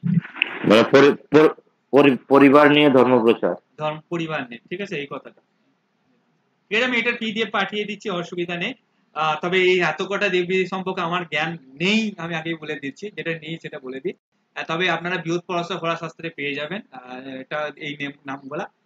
তবে যেটা শিখালাম দেখালাম যে মিলাটা কি করে মিলছে সেটা আমি জানি, ব্যবহার করে থাকি, তাই সেটার পরিপ্রেক্ষিতে। আর কারো যদি D1 চার্ট না মিলে তাহলে তার D20 চার্ট থেকে আপনি প্রেডিকশন করবেন, সব কটা প্রেডিকশন ফলিত হবে। মানে ধরুন D1 চার্ট আমার কি জানা দরকার নেই, শুধু এইটাকে দেখুন, মানে এই ব্যক্তি ধরুন D1 চার্ট মিলছে না, এই ব্যক্তিকে এইটা শুরুতে যদি বলেন যে এই ব্যক্তি মিষ্টভাষী বা বৃহস্পতি সংক্রান্ত কাজকর্ম দ্বারা অর্থ রোজগার করে বা ইত্যাদি, দেখবেন মিলে যাবে, ঠিক আছে। এনার সোসাইটিতে অনেক নেম ফেম আছে, দেখবেন মিলে যাবে। 10th হাউসে শুক্র রাহু কেতু আছে, দ্যাট মিন্স ইনি কিন্তু সমাজে বিভিন্ন সেক্টর থেকে ইনকাম বা আয় স্রোত কিন্তু করে থাকবে, মিলে যাবে ঘটনাগুলো, ঠিক আছে। মানে আপনি যখন D1 ফলিত হবে না, D9 D20 কে যদি মানে প্রেডিকশন করেন তাহলেও কিন্তু মিলে। নবমপতি চতুর্থে এনে দেবে, গুরুগিরি করে ইনকাম বা প্রফেশন করতে পারে, দেখবেন মিলে যাবে। শনি আছে অ্যাডমিনিস্ট্রেশন সেক্টর বা বড় উচ্চ পদে থাকবে, শনি মঙ্গল যেহেতু বেটার আছে, মঙ্গলটা বেশি বেটার আছে থাকবে, বলবেন দেখবেন মিলে যাবে, ঠিক আছে। লগ্নপতি দশমে আছে, সেই ব্যক্তি কর্মকেন্দ্রিক ব্যক্তি হবে, দেখবেন মিলে যাবে। মানে D20 চার্ট আপনার কিন্তু যা যা D1 থেকে প্রেডিকশন করলে মিলে যায় ঠিক সেরকম ভাবে মিলে যায়, কিন্তু D20 চার্টে সবারই দেখার দরকার প্রয়োজন পড়ে না, কারণ এটা আপনার একটা আলাদা সোলকে ইন্ডিকেট করে। যখন আমাদের D1 চার্ট কারো প্রেডিকশন মিলছে না, তখন আপনি বললেন যে এটা, কিন্তু উনি বলছেন যে নো, তাহলে বুঝবেন এটা আলাদা লেভেলের সোল, এটা সাধারণ মানুষ ইনি নন, তখন তার D20 চার্ট থেকে আপনি প্রেডিকশন করবেন, দেখবেন মিলে যাবে ঘটনাটা। এই ধরুন ইনি ধরুন পঞ্চমপতি অষ্টমে যা দেখলাম D1 থেকে D20 টাই তো।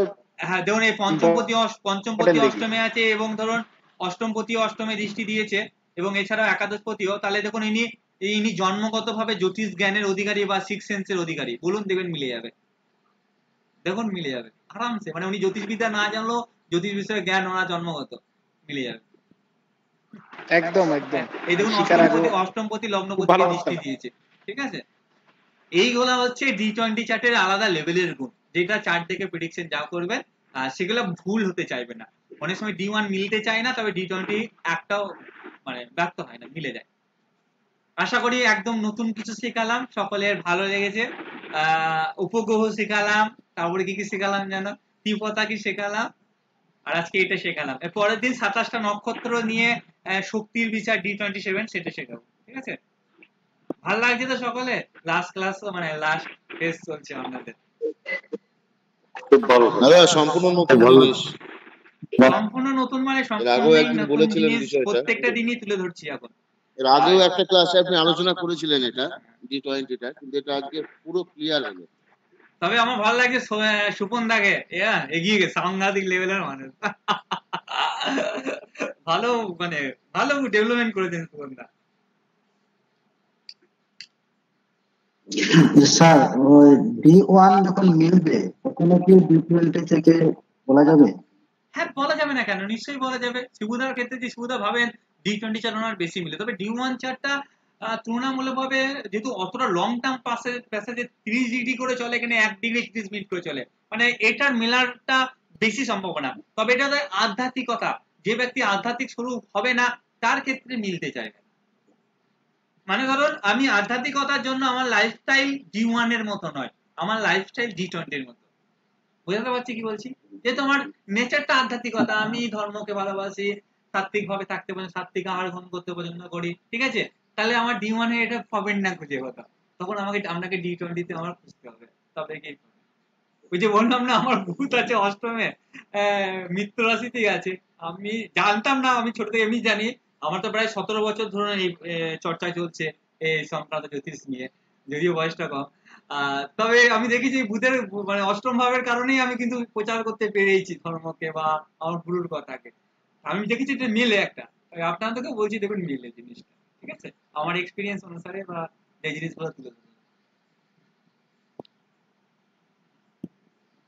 কারো কিছু কোয়ারি আজকে টপিকের উপর? বেশি হার্ড কোয়ারি করেন না। ওই আর হ্যাঁ 30-40 খানা যে দেবী আছে সেটার আমি ছবিটা পাঠিয়ে দিই। হ্যাঁ আমাকে পাঠিয়েছে একজন, ঠিক আছে, থ্যাংক ইউ যিনি পাঠিয়েছিলেন। এমনি বইয়ে পাওয়া যাবে, ইন্টারনেটেও পাওয়া যাবে, ঠিক আছে, ইন্টারনেটে অ্যাভেলেবেল এটা।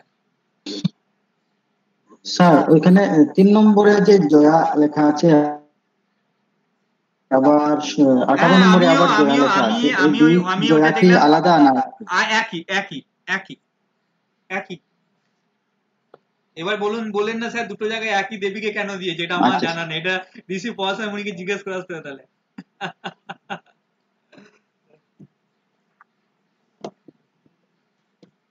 আচ্ছা পরের দিন তাহলে আমরা D27 নিয়ে পড়বো, মানে যেটা একদম শক্তি দেবে 27টা নক্ষত্রের কথা পড়াবো। মানে 27 নক্ষত্র এমনিও জানেন, তবে ওই 27টা নক্ষত্র সেই আলাদা প্রভাব। বলুন স্যার, গ্রুপে আমি যেটা পোস্ট করলাম একটু দেখুন না। আমি নেট অন করি নাই, নেটটা অন, কারণ মেসেজ আছে তো বারবার, নেটটা অফ করে দিই।